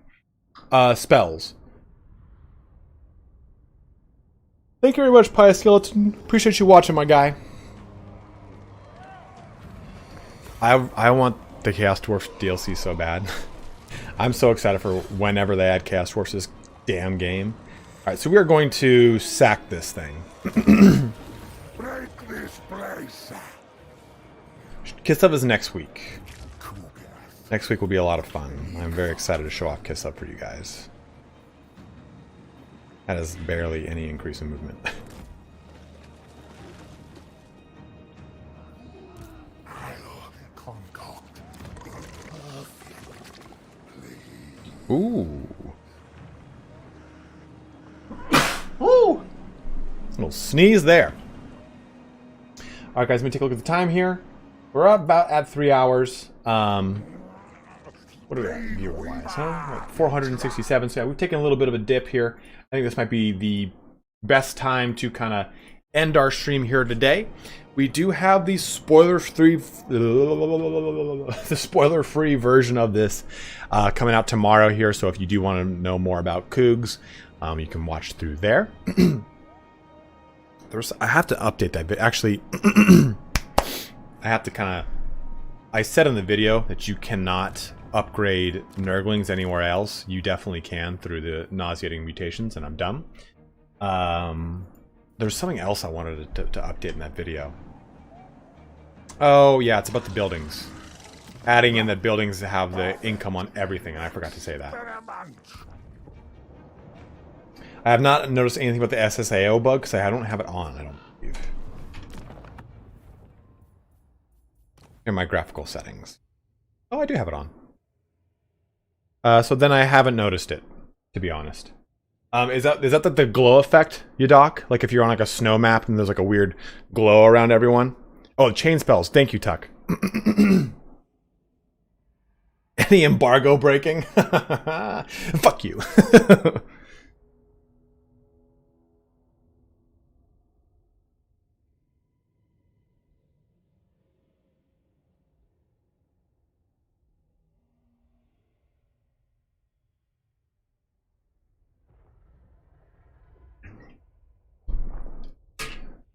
It's still there, Yadak. It's definitely not as prevalent, though. It is definitely not as prevalent. Do you want me to? We're gonna go ahead and bring the stream here to an end, but I can jump onto a snow map if you want to see what it looks like and see if that like will help satiate your curiosity. We'll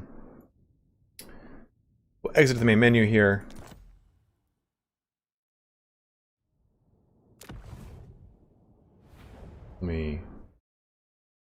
I gotta do this because I don't know if there's things I can and cannot show on those screens. So go to a battle, go to versus AI. Let's just choose a map that is filled with snow.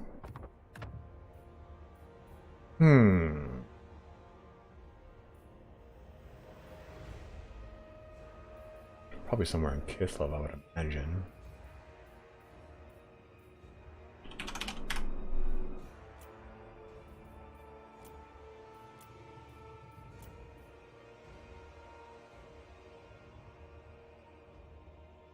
Ogre, Skaven, and Doors Cafe are matchups. What do you mean by interesting matchups, Stickman?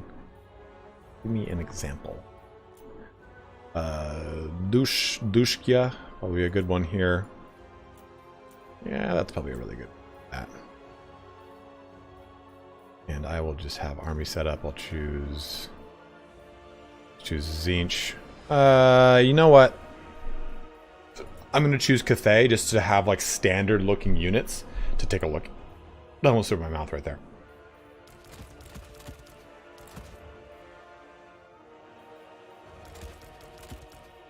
Thank you, Urez. Thanks for jumping in, dude. Show some of the... okay, we'll do that then. I'll try it. I'll do that for you. Do you have a preference between Nurgle, Khorne, or Zinch? I'll show you the demons. The Exalted Greater Demon and the Greater Demon of those respective ones. So choose... I could do... I can show you... I can do Chaos Undivided and show you all the Greater Demons. Except for Slaanesh.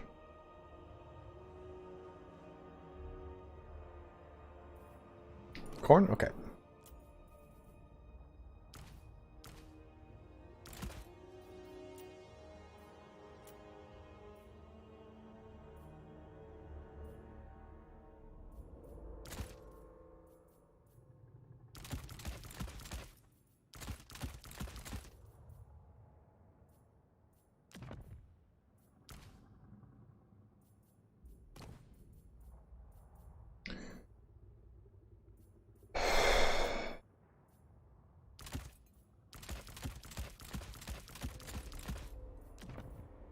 Okay. Start this battle. So we'll see now. About that SSA for you, doc. I can check ultimate. I can check ultimate darkness if you'd like. I think it's in the game. But this is one of the newer maps, so that actually might not be a good test. So yeah, we'll reload and do ultimate darkness for you. I can make that happen for you, brother. Of course, Aaron. Thanks for watching, my dude. Have a good day, man. Be safe out there. So here is a snow map. Mighty Kislev Town. Oh, I guess I'm defending. I didn't know I did that. Meant to be an attacker.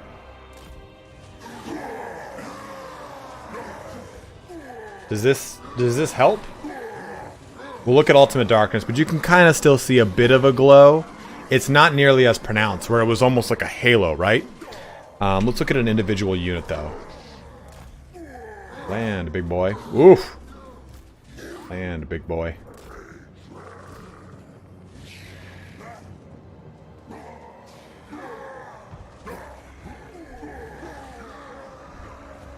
So, a lot cleaner. Again, that SSAO thing is still there. You can kind of see when the movement happens. You can see, like, when you look at the Berserker's Crest. Oh! The Berserker's Crest when they move, because it kind of, it dips in. It's got that little divot. You can see it a little bit better, because it's kind of jumping from, like, little thing to no little thing, or whatever the fuck I'm trying to say. But let me do Ultimate Darkness for you. Let me, here, let me do this, too. You can also see it right now on this bear. A little bit. I also have lighting turned to a certain specific setting that might affect things.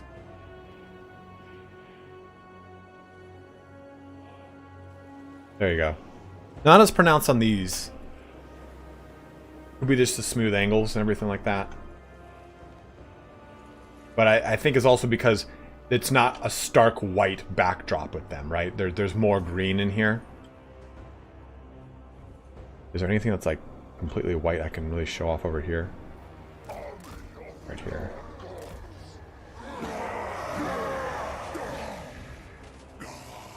Yeah. Again, my shadows are set funky, so it makes these shadows look a little weird. There you go, there you go, there you go. That's the bug you're talking about, right? Cleaner, much cleaner than it was. I had to search for it this time around. God, they're so fucking sick, man. And for those that want to see the halberdiers,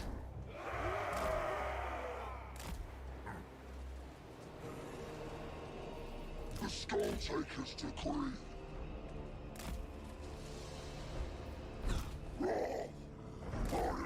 so this is just your standard demon. This is your exalted.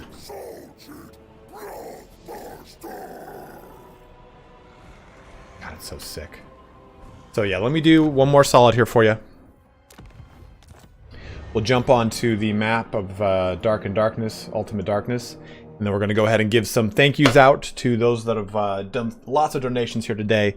Thank you guys ahead of time for that before we even jump into them. Let's take a look really quick at the map setup. Submit. No, it looks like it's not here. I don't unfortunately have that map. I have a lot of them, like Blasted Lands is on here. Butcher's Ground, that's Realm of Corn, that's sick as fuck. Cursed Marshes. Yeah, I agree with you. I just don't have a specific...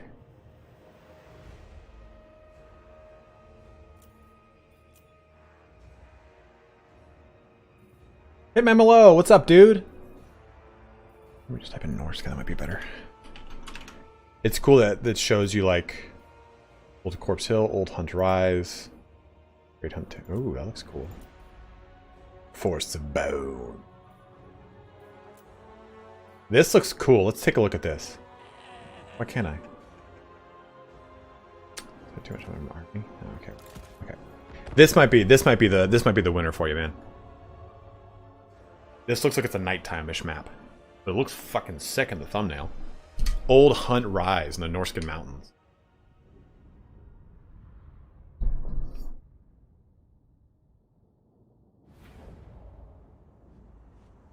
Yeah, this is definitely going to be... This is going to be the ditty. For the dark gods. Dude, look at this map. This map is fucking rad. So in the game, you see how this looks like this? If there's certain corruption that's present,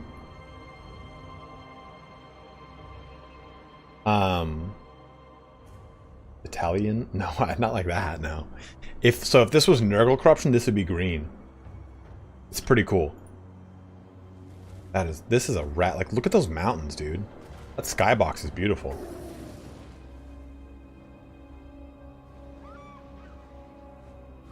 So taking a look. Yeah, it's definitely there, but it's not as pronounced, Yadak. So I hope that helps you out, my man.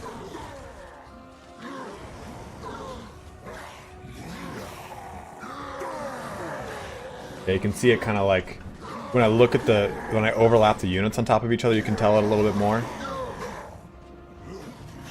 But definitely way better. It's not that fuzzy halo. Yeah, sorry, Castiel. I had a headache earlier, and so this cuts down glare and makes it so I don't really get the headaches as much. If this helps you. Do I look like you've always wanted me to look? They spread undivided. Undivided chaos corruption. Alright, my bros. Let's go ahead and close out our stream here for today. I'm gonna roll some credits. Let's pop in to give some thank yous here while this is up. Give me just a second. We got quite a few to say thank you to, so bear with me. We're gonna be rolling through some of these here right now, right here, right now. So starting us off, sometimes it doesn't show me everyone. We got Ember with her renewal of her membership. Thank you very much, Ember. Fantastic Pat with purchasing and tipping, as well as War Daddy purchasing and tipping of Total War Warhammer 3. Thank you both very much.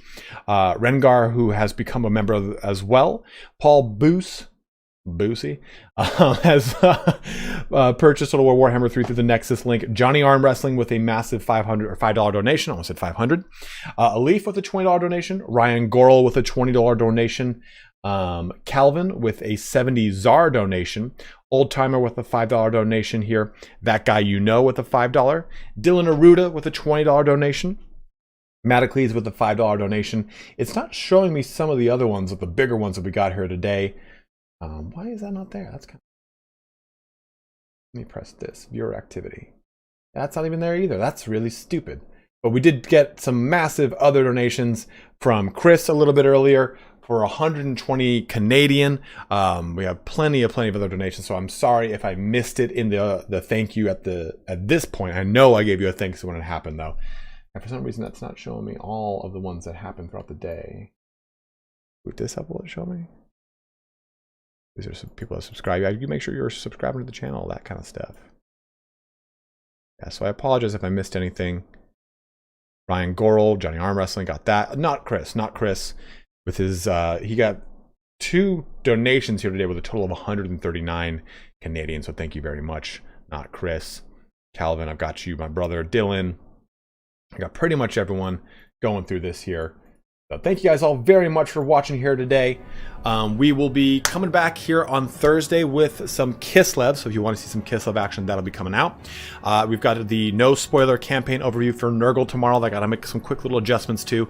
But other than that, hope you guys are enjoying this. Have you reached out to Babish for a skull cake? Dude, I would love to do a collab with Babish because I'm not a home cook or home chef like he is, but I'm definitely a home chef. I love cooking. I've been doing it since I was 10 or 11 years old. About the same amount of time as I've been playing Warhammer. So I actually watch him all the time. And Sam the Cooking Guy. They're my 2 favorite cooking YouTube channels. And I feel like everyone should know how to cook, or at least have a passing capability to do so, and it's a lot less intimidating than I think we let it out to be, because it's like we think, oh, I gotta make a souffle. Fuck that, I've never made a souffle. Oh, but thank you guys all very much for watching here today. Tons of Warhammer stuff coming. I could do a video on Chaos Corruption. It seems to be that a lot of people want to hear about that. We can talk about the specific Chaos Corruptions and how that benefits whatever faction you're playing as. Remember, the Demon Prince gets benefits from all the Chaos Corruptions depending upon how he's spec'd out for his emphasis, as it were, emphases. You know, Lagoon, I think I could easily see that a lot of people don't like Sam the cooking guy, but I like that it's just him and his son. They're well, and also the other bro. But it's them. They live in San Diego. He has a restaurant. He's not a chef. He's a cook. A difference between a chef and a cook obviously is someone that went to culinary school. Nowadays, though, you can become a kind of like de facto chef by having a legacy of a French-trained cook or a French-trained chef teach you all the same things that you would have learned in culinary school. But you learn a lot of specific things from culinary school. But yeah, let's go ahead and raid Turin. Let me see how I can do this through this menu. I just have to see how I do it.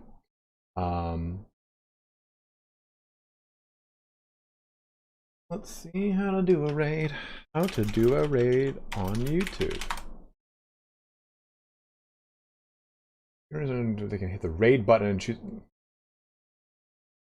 me see how. Where is this? Add a stream marker, share, create a highlight video, insert an ad. I'm not going to do that. There's a way to do this.